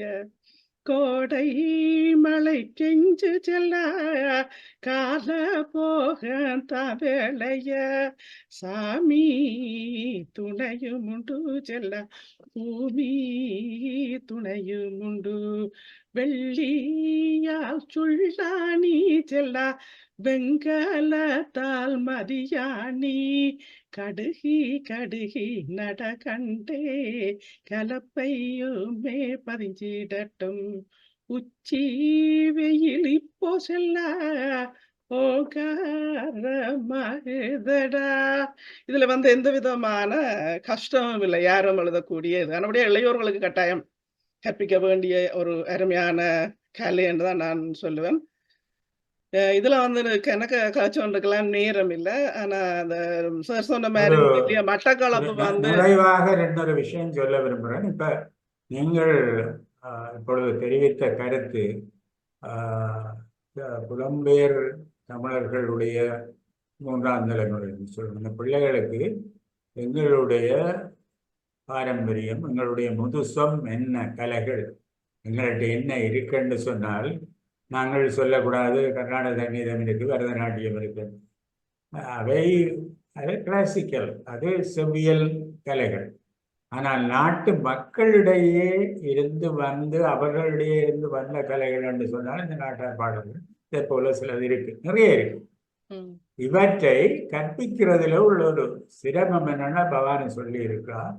ஆனா இப்ப இருக்கிற சாதனங்களோட நாங்கள் என்ன செய்யலாம் என்றால், அந்த தமிழ் கற்பிக்கிற தமிழ் பள்ளிகளிலே, பாடசாலைகளிலே இந்த இதில் ஆடியோ கேசட்ஸோ சிடிஸோ ஏதோ வச்சு அதை ஆசிரியர்கள் முதல் கேட்டு இதன்கிட்ட பிள்ளைகள் தங்க பாட்டுக்கு தெரியும். 2 பிரச்சனை இருக்கு, நான் அதுக்கு நேரடியாக கண்டிருக்கிறேன். பிள்ளைகள் பலருக்கு தமிழ் ஸ்கிரிப்ட் வரி வடிவத்தை பார்த்து வாசிக்க தெரியாது, இங்கிலீஷில் வாங்கி கொண்டு இருக்கணும்ன்றது நான் பிள்ளையாச்சுன்னா மன்னிக்கணும், அந்த பிரச்சனை இருக்கு கர்நாடகத்தில். அப்ப நல்ல முறையிலே அதை தனியாக ஸ்கிரிப்டை வரி வடிவத்தை வச்சு இல்லாமல் ஒலிப்பதிவுகளை வச்சுத்தான் நாங்கள் ஏதாவது முன்னேற்றம் காண முடியும், இல்லாட்டி காணலாம். இசையோட சேர்ந்த வரைக்கும் அதுக்கு இன்னொரு கவர்ச்சி இருக்கு. நான் நிறைவாக சொல்ல விரும்புகிறது என்னென்றால், முந்தி முடிக்கும் பொழுது தொடங்கும் பொழுது நான் சொல்லியிருக்கிறேன், எங்களுடைய தமிழர்களுடைய வாழ்க்கை தாலாட்டோட தொடங்கி ஒப்பாரியோட முடியும். எங்களுக்கு எல்லா கட்டத்திலும் இதை விட திருமணத்தில் பாடுற பாட்டுகள் அப்படி நிறைய இருக்கு. இந்த நான் முதல்ல சொன்ன ஊரோ இரண்டாச்சு ஊடே கடலாச்சு என்பது ஒரு ஒரு மூதாட்டி தான் புனைந்து சோகத்தோடு பாடிய ஒரு பாட்டு. அப்ப அது மாதிரி உயிர் துடிக்கிற பாட்டுகளை எடுக்க வேண்டும். அண்மையில இது உங்களுக்கு சொல்ல விரும்புகிறேன். உள்ளில்லா வேலி என்ற ஒரு நாட்டார் பாடல், மிக மெல்லிய ஒரு 24 பக்கம் இருக்கும். நெடுந்தீவு பக்கத்துல வழங்குகிற நாட்டார் பாடல்களை ஊர் கவிஞர் ஒருவர் தொகுத்து வெளியிட்டிருக்கிறார். இது நான் சொல்லி என்ன ஏதாவது புதுசா இருக்குமென்று பார்த்து எடுத்துக்கொண்டேன். அதுல எனக்கு அகப்பட்டதை சொல்றேன். இந்த 2 நான் காட்ட இருக்கிற 2லும் கணவனை இழந்தவர்களுடைய அவலம் சோகம் சொல்லப்படுகிறது. அதில் ஒரு பகுதியை சொல்றேன். பொன்னில் கதவிழந்தோம் புறக்கதவு தான் இழந்தோம், தங்க கதவிழந்தோம் தனிக்கதவோ தான் இழந்தோம், உங்களுக்கு பொழுதோ பொழுதுதவி பொழுதுபட்டால் ஆறுதவி, நிலவோ நிலவுதவி நிலவுபட்டால் ஆறுதவி. ஒருத்தினுடைய சோகம் அப்படியே வருகிறது.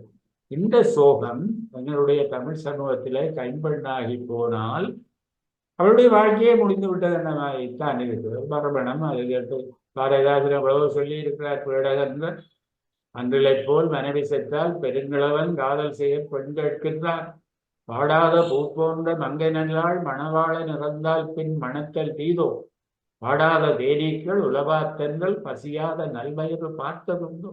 மறுமணத்துக்காக பாரதிதாசன் தமிழ் கவிதை பிறப்பில் மறுமணத்தை பாரதி முன்னெடுக்க இல்லை, ஆனா பாரதிதாசன் முன்னெடுத்தேன் இப்படி சொன்னார்.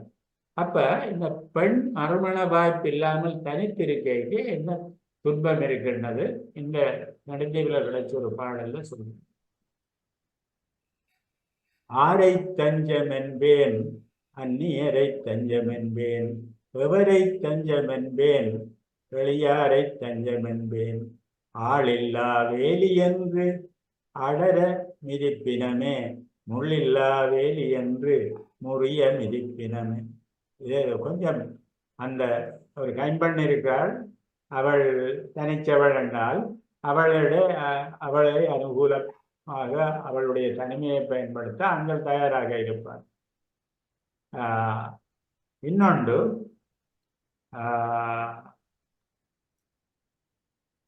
சின்னஞ்சிறுதாளி செவ்வற்பூ ஓடாணி, ஓடாணிக்குள்ளாலே ஒளிஞ்சிருந்தான் சூடு கள்ளன், தங்க பவுன் தாளி தாமரை பூ ஓடாணி, ஓடாணிக்குள்ளாலே ஒளிஞ்சிருந்தான் சூது கள்ளன்.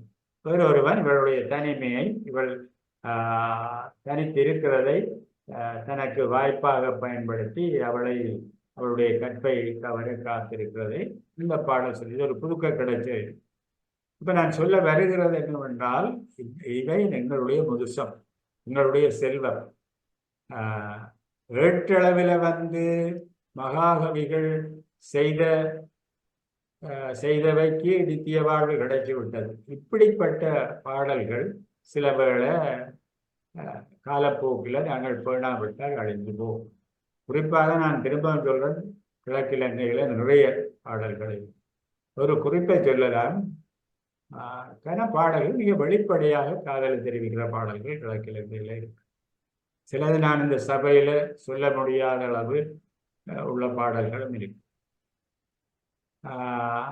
இப்படி பெண்கள் எல்லாம், அதுவும் முஸ்லிம் பெண்கள் இப்படி பாடி இருப்பாளர்களோ என்று நான் சில வேளை இருந்தால், ஒரு முறை பேராசிரியர் நோமான் அவர் என்னுடைய நண்பர் சொன்னார், பெண்கள் பாடினது என்னது யதார்த்தம் இல்லை, ஆண்கள் பெண்கள் பாடினதாக புனைந்து பாடியிருக்கிறார்கள், அதுதான் வரும்.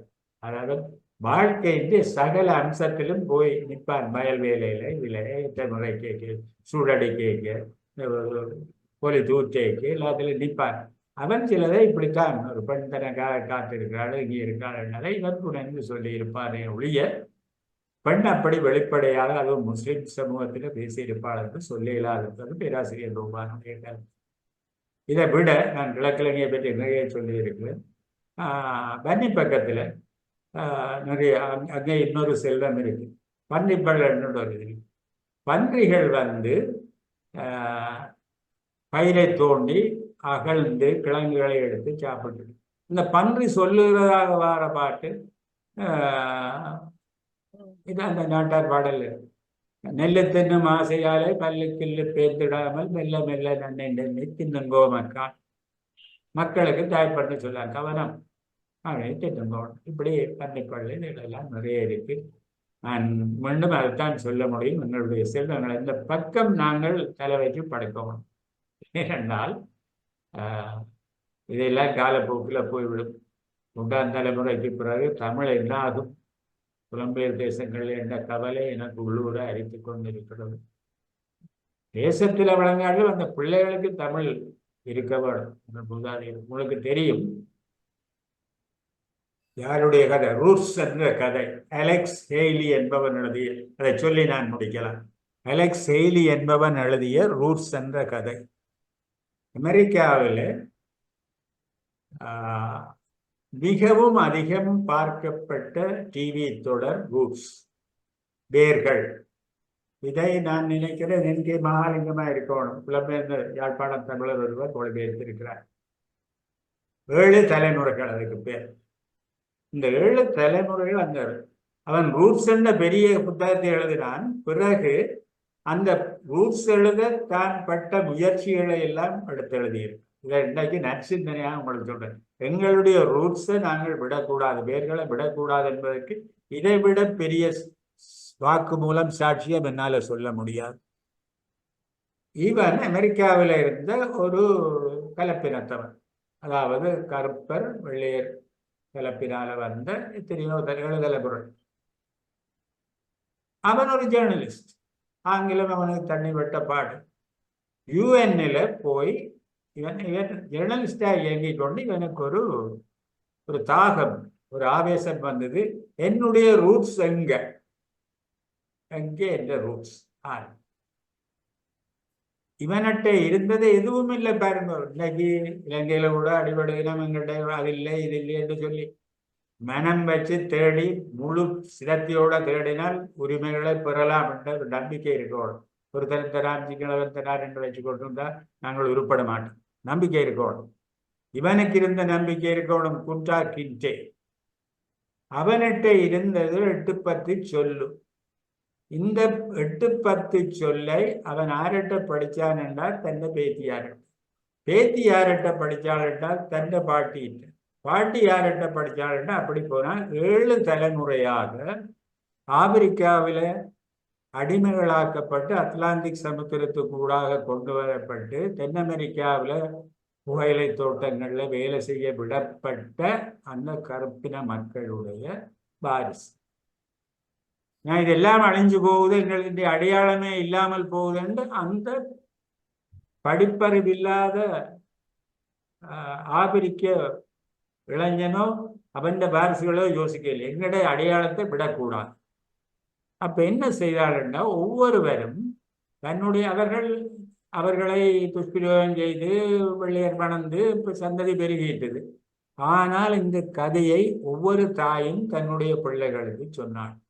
என்னென்று சொன்னாள்டா, ஆப்பிரிக்காவில் எந்த நாடு, ஜாம்பியாவா இருக்கலாம் மறந்திருப்பேன், எந்த நாட்டில உங்களுடைய மூதாதையாகிய குண்டா கிண்டே என்பவன் அடிமை வியாபாரிகளால 18 வயதிலே கைது செய்யப்பட்டு கப்பல்லே கால்கை கட்டப்பட்டு ஏற்றப்பட்டு இங்கிலாந்துக்கு கொண்டு போய் அங்கே அடிமை வியாபாரிகளே முகவர்கள் மூலம் அமெரிக்காவுக்கு கொண்டு செல்லப்பட்டான். அந்த குண்டா கிண்டே அங்கே வேலை செய்த அடிமையாக இருந்து பிறகு ஒருத்திய மனம்தான்.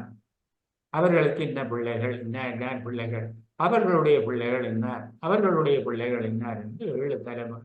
இந்த பெயர்கள் தான் குண்டா கிண்டே இருக்கு, வேற எதுவும் இல்லை. அப்ப என்ன செய்தான், அவன் இப்போ ஒரு ஜேர்னலிஸ்ட். அவன் போய் இந்த சொல்லுகளும் கொஞ்சம் வச்சிருக்கிறான், இந்த பேர்களோட சில சொல்லுகள். அவன் போய் ஐநாவில் இந்த ஜேர்னலிஸ்ட் போகலாம் தான் உள்ளுக்கு போய் எல்லா இடங்களும் ஐநாவுக்கு வருவார்கள் எல்லா நாட்டவரும், குறிப்பாக கருப்பு இனத்தவர் வாழுகிற நாட்டு பிரதிநிதிகள் வந்திருக்கிறார். ஒவ்வொருவருக்கு முன்னுக்கும் போய் நின்று கொஞ்சம் சொல்லுவான். நினைச்சு பாருங்க எவ்வளவு இது இருக்கு. பைத்தியார் ரெண்டாரு நினைப்பாங்க. இவன் சில சொல்லுகளை சொல்லிக்கொண்டு திருப்பி சொல்லுவான். Does this make any sense? என்னது? No, sorry எல்லாம் சொல்லிடுவான். ஒருவன் ஒரு நாள் சொன்னான், இவன் அவஸ்தையை பார்த்துட்டு, நீ இன்னும் பல்கலைக்கழகத்திலே ஆப்பிரிக்க மொழிகளில் வல்லுநரான ஒரு பேராசிரியர் இருக்கிறார், அவர்கிட்ட போய் கேட்டுப்பார். இவன் அடுத்த நிமிஷம் போனான். அவர்கிட்ட போய் தனக்கு தெரிஞ்ச இந்த தன்னுடைய ஆப்பிரிக்க மொழி சொற்களை சொன்னான். அவர் எல்லாத்தையும் போட்டு தன்னை கேஜெட்ஸில், இது நடந்த 50 வருஷத்துக்கு மேல போட்டு பார்த்துட்டு சொன்னார், உன்னுடைய இந்த மொழி பேசுகிற நாடு இனம் ஆப்பிரிக்காவின் இந்த ஞாபகத்துல இருந்தான்னு சொல்லு, இந்த பகுதியில இருக்கிறதா இருக்க வேணும். அடுத்த சில நாட்களுக்குள்ள வசதி உள்ளவர் தான் ஒரு பிளேன் எடுத்து அவர் சொன்ன குறிப்பிட்ட ஆப்பிரிக்க நாட்டுக்கு போனான். அந்த நாட்டில போய் இப்ப அவனுக்கு கொஞ்சம் நெரோ டவுன் பண்ணி கொண்டு வந்தாக்கித்தான் எந்த நாட்டிலே ஆப்பிரிக்காவில எந்த நாட்டிலே இந்த மூதாதை குண்டாக்கின்றி பிறந்தான். அதுல போய் அந்த ஊரவர்களை கூப்பிட்டு தனக்கு தெரிஞ்ச ஆப்பிரிக்க சொற்களை சொன்னான். கொஞ்ச நேரத்திலே ஒரு அற்புதம் நடந்தது. ஊரவர்களுக்கு எல்லாம் செய்தி போச்சு, சனவெல்லாம் கூடிட்டுது. சுத்தி வந்து ஒரு 300-400 சனம் நின்று ஒரு பழமையான ஆப்பிரிக்க நடனத்தை ஆடினார். ஏன்? எங்களுடைய பூதாதை வந்திருக்கிறான். அதான் அதுக்கு இப்போ நம்மவன் என்று அவனை ஏற்றுக்கொண்டு அவர்கள் ஆடு. இந்த கதை நான் சுருக்கமாகத்தான் சொல்லியிருக்கிறேன், நீங்கள் ரூட்ஸ் வாசிக்க வேணும். இப்படி ஒருவன் தன்னுடைய பெயர்களை தேடி போய் அதை நிறுவ முடியும் என்றால் ஈழத்து தமிழர்கள் ஏன் தங்களுடைய பெயர்களை தேடி, ஏன் எல்லாம் போச்சு, எல்லாம் மாறிச்சுது, அடையாளங்களை இழந்துட்டோம் என்று அவலப்படுவானோ எனக்கு தெரியல. இது நான் இன்னைக்கு எடுத்த விஷயத்துக்கு அப்பால இதை சொல்லி ஆக வேணும் என்று சொல்லி இருக்கிறேன். எல்லோருக்கும் நன்றி. நன்றி திரு சிவப்பா அவர்களே, நன்றி நன்றி. உதய ஆதங்கம் தான் இந்த மண் வாசனை கவிதைகள் என்பதை விட இந்த மண்ணினுடைய வாசனை எமது புலம்பெயர்ந்தவர்களுக்கும் நாட்டில் இருப்பவர்களுக்கும் தேவைப்படுகிறது என்பது நன்றாக புரிகிறது. அதோடு இங்கே பிறக்கின்ற பிள்ளைகளுக்கு தமிழை ஊட்டுவதற்கு கூட நான் வந்த காலத்தை விட இத்தனை 33 ஆண்டுகளுக்கு பிறகு எவ்வளவோ வளர்ந்திருக்கிறது. ஆனால் இன்னும் துரிதமாக வளர வேண்டும், போக வேண்டியது இருக்கு. ஒன்று பேச என்னென்றால் குலராஜ், நீங்கள் என்ன அந்த நான் வெளியில இருந்து பார்க்க எனக்கு ஒரு அட்வான்டேஜ் இருக்கு. நீங்கள் அதற்குள்ளேயே இருக்கிற நீங்கள் சில குறைகளை காண மாட்டீர்கள். தூர இருந்து பார்க்கிறவன் ஒப்ஜெக்டிவா குறைகளை காண முடியும். அதுல முதல் அடிப்படையாக ஒரு விசுவாசம், சின்சியரிட்டி வேணும். நான் என்னுடைய பிள்ளைகளுடைய பிள்ளைகளுக்கு என்னுடைய மூதாதையர்களுடைய மொழியாகிய தமிழை கற்பிப்பேன். அவர்களை நான் கன தூரம் பேச போகையில் இதுக்குள்ள இருக்கிறாரோ தெரியாத நண்பர் ஆதவன். ஒரு நாள் ஆதவன் மிக கொஞ்ச காலமாக தான் அவரோட தொடர்பு, முன்பு எவ்வளவு 30-40 வருஷத்துக்கு முந்தைய தொடர்பு விடுபட்டு போச்சு. மிக கொஞ்ச காலமாக தொடர்பு. ஆதவனுடைய பேர பிள்ளை ஒன்று ஒரு நாள் ஏதோ தொடர்பு பட்டு எனக்கு அவர் அந்த யூடியூப்லயோ எதிரையோ போட்டு விட்டார். சுத்தமான தமிழ் பேசுறான். நான் அதே இந்த பாரதி சொன்னான், இது எங்கும் முரசரை வாயடா தம்பி என்று. இதில் உலகம் எல்லாத்துக்கும் சொல்ல வேணும் போல இருந்தது. ஏன் எல்லா தமிழர்களும் அதை செய்யக்கூடாது? ஆதவனுக்கு இருக்கிற அந்த வேட்கை, என்னுடைய வாரிசினுடைய வாரிசு இல்லை, என்னுடைய வழித்தோன்றல், என்னுடைய தாய்மொழி கதிரேசர் பிள்ளையனுடைய வழித்தோன்றல், என்னுடைய தாய்மொழியை அவருடைய தாய்மொழியை பேச வேண்டும் என்ற வேகனம் ஆதவனுக்கு இருந்தபடியால் அந்த பிள்ளை பேசும். இந்த அளவு வேகரமும் விசுவாசமும் எல்லாருக்கும் இருந்தால் நல்லது. நான் இதை விட ஏதாவது மோசமா சொல்லிடுவேனோண்டு என்ன கட்டுப்படுத்தி கொண்டு இருக்கிறேன். பலருக்கு இல்லை. உண்மை. நான் 33 ஆண்டுகளில் எனக்கு தமிழர்களை விட பிற நாட்டவர்கள்லாம் கூடுதலான நண்பர்களாக இருக்கிறார்கள். என்னுடைய பார்வையிலே, நான் உங்களை விட சிறியவன் இருந்தாலும் என்னுடைய பார்வையிலே வெள்ளைய இனத்தவன் மூன்று ஆட்சிக்கு உட்படுத்தப்பட்டோம் இலங்கையை பொறுத்தவரையிலே. ஆனால் அவன் எங்களை ஆண்டான், இப்பொழுது எங்களை கூப்பிட்டு வைத்து ஆளுகிறான் என்பதுதான் உண்மை. இது ஒரு காலத்திலே எங்களை இங்கிருந்து கலைப்பதற்கு கூட அவர்கள் தயங்க மாட்டார்கள் என்பது எல்லோரும் ஒருத்தருமே நம்புகிறார்கள் இல்லை. ஆனால் அனுபவ ரீதியாக நான் அனுபவித்த வலையிலே சொல்கிறேன். ஒரு காலத்தில் இடியமின் எப்படி அந்த காலத்திலே எப்படி நடந்தது, எமக்கென்ற ஒரு மண் வேண்டும், எமக்கென்ற ஒரு மொழி வேண்டும், எமக்கென்ற ஒரு இதை உருவாக்குவதற்கு நீங்கள் சொல்வது போன்று அந்த வழியிலே செல்லும் என நம்பிக்கையோடு திரு ஆதவன் அவர்களை நீங்கள் ஏதாவது கருத்து சொல்ல முடிந்தால் அதோடு நான் சொன்ன கருத்தை ஒட்டியோ வெட்டியோ இல்லை, அது நீங்கள் சொல்றதுல முழுதா சரியா தான் சொன்னீர்கள். என்னுடைய செவ்வந்தி இப்ப வந்து கைகாட்டி வணக்கம் சொன்னா கேட்டீங்களா? இருக்கிற பக்கத்துல செவ்வந்தி யாரோட பேர்? செவ்வந்தி. செவ்வந்தி இங்க இருக்க வாங்க, இந்த எல்லாருக்கும் வணக்கம்னு சொல்லுங்க. எல்லாருக்கும் வணக்கம் சொல்லுங்க. சொல்லுங்க. எல்லாருக்கும் வணக்கம் சொல்லுங்க. சரி. அவ நல்லா தமிழ் வாய்ப்பா. சித்திரங்கள் ஓவியங்கள் அப்படி அவர் சரியான ட்ராக்ல போய்கொண்டிருக்கிறார். அது மாத்திரமில்ல, இவருடைய பாரியார் மெல்லீஸ்வரி யாதவன் ஒரு சிறந்த கற்பித்தல் கலையை செய்து கொண்டிருக்கிறார். அதாவது ஐரோப்பிய நாடுகள்ல ஆரம்ப தர ஆசிரியர்களுக்கு அது மிக முக்கியமான கஷ்டமான பணி. அதை வருஷ கணக்கா செய்து நேரடியாகவே நான் பயிற்சி பெற்றவர்களுக்கு போகக்குள்ள எனக்கு படிப்பிச்சது முக்கியமாக கமலநாதன் மாசம். நான் அதை முடிச்சுட்டு நான் போய் பார்த்து கொண்டிருக்கிறேன். நான் மெல்லீஸ்வரி யாதவன் இப்படி அதாவது ஆரம்ப கட்ட ஆசிரியர்களுக்கு பயிற்சி வகுப்புல எடுக்கிறான்னு சொல்லி அதை மிகவும் ஈடுபாடாக அதை செய்து கொண்டு வந்த வானபடியினால வந்து வீட்டிலேயும் வந்து அவைக்கு சரியான அது கட்டாயம் தேவை. வழிநடத்தல்கள் அது அந்த சரியான எக்ஸ்போஷர் முக்கியம். சொல்லுவாங்க, அது காதுல விழ வேணும். மொழி மிக- காதலியே விழுந்து கொண்டிருந்தால் இது அது முக்கியமாக அதிகமாக மிக எல்லாரும் அடி- முயற்சிக்கின்றார்கள். ஆனா பிள்ளை இப்ப இருக்கிற முக்கியமான பிரச்சனைனா குழந்தைகள் வளர்ந்து கொண்டு வரைக்குள்ள பல்கலைக்கழகம் போகைக்குள்ள வந்து அவைகள் விட்டு பிரிஞ்சு போயிடுவினாம். அப்ப அதுக்கு பிறகு வச்சிருக்கிறேன். ஆனா இப்ப அதிகமான பிள்ளைகள் இப்ப எங்கட பிள்ளைகள் எல்லாம் தமிழ் பாட்டு தான் போட்டு கேட்டுக்கொண்டு நல்ல, நல்ல, நல்ல. அந்த அதுல பாட்டு இருக்கு. எல்லா விஷயங்களுக்கும் உதவிகள் செய்வினாம். இப்ப அதிகமான பிள்ளைகள் 9ஆம் வகுப்பு மட்டும் படிச்சிருக்கணும். பல பேர் 12ஆம் வகுப்பு மட்டும் படிச்சு கேம்பிரிட்ஜ்ல தொடர்ந்து படிக்கிறவன் இருக்கணும். பொதுவாக ஆய்வாளர்கள் என்ற கருத்து என்னன்னா, ஒரு குறிப்பிட்ட ஒரு ஒரு 5 ஒரு இடத்துல 5 பிள்ளை அதுல ஈடுபட்டு படிச்சாலும் நாங்கள் அந்த 5 பிள்ளைக்காக நாங்கள் எல்லா பணிகளும் செய்யத்தான் வேணும், வளர்க்கத்தான் வேணும். இப்ப நானும் அதுல உடன்பட்டுத்தான் நான் இப்ப எத்தனை பேர் வரையணும், என்ன செய்யணும், மற்றவை என்ன செய்யணும் என்றது பற்றி நான் அக்கறைப்படுறதும் இல்லை, யோசிக்கிறதும் இல்லை. ஏனென்றால் அவை பிறகு அவைக்கு நேரம் இருக்க நேரம் அவை கேட்டுக்கொள்ளுவினாம், பார்த்து கொள்ளுவினாம். இப்ப பாக்குற வீதம் நிறைய இருக்கு. கன பேர் பார்க்கணும். இப்ப இந்த வந்து நிறைய பேர் பார்க்கணும். இப்ப மகாகவியின் இதெல்லாம் நாங்கள் விபரமாக செய்த நாங்கள் அது கட்டாயம் கற்றுக்கொள்ளணும். அது மாதிரி உங்களோட நிகழ்வுகள் வந்து 300 பேர் 400 பேர் பார்க்கணும். அது வந்து முக்கியம். எல்லாருக்கும் ஒரே நேரத்துல நேரம் இருக்காது. இப்ப எனக்கெல்லாம் இன்றைக்கு 4 கூட்டத்துக்கு அழைப்பு வந்தது, நான் போயிடலாது. இப்ப அதுக்காக அக்கறை இல்லை. இப்ப எனக்கு பிடிச்சதை நான் எனக்கு நேரம் இருக்க நேரம் எடுத்து பார்ப்பேன்.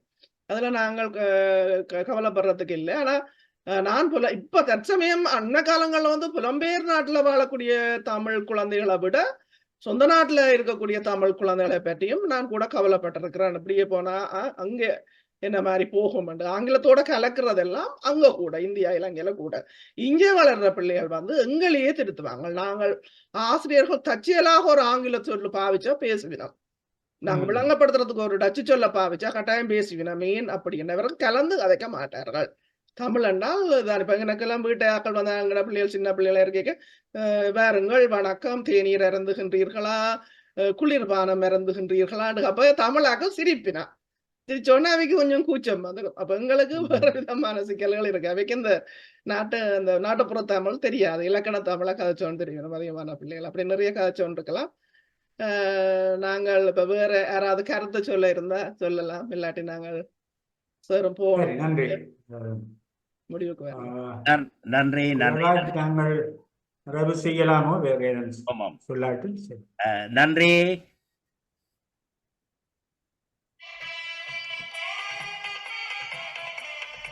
நன்றி. இதுவரை நேரமும் பைந்தமிழ் சாரல் வழங்கிய கவிதை பயிலரங்கு பாகம் 4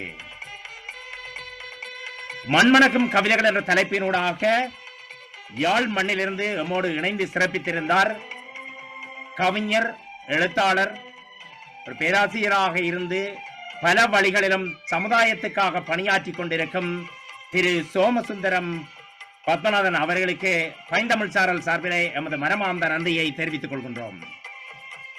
அத்தோடு இன்றைய நிகழ்விலே கலந்து கொண்டு சிறப்பித்த திரு ஆதவன், குணாலினி ஆகியோருக்கும் மற்றும் எமது ஒருங்கிணைப்பாளர் பவானி சர்க்குண செல்வம் அவர்களுக்கும் நன்றி கூறி மீண்டும் ஒரு நிகழ்வினூடாக உங்களை சந்திக்கும் வரை உங்களிடமிருந்து அன்பு வணக்கம் கூறி விடைபெற்றுக் கொள்கின்றேன். நன்றி, வணக்கம். வணக்கம். வணக்கம்.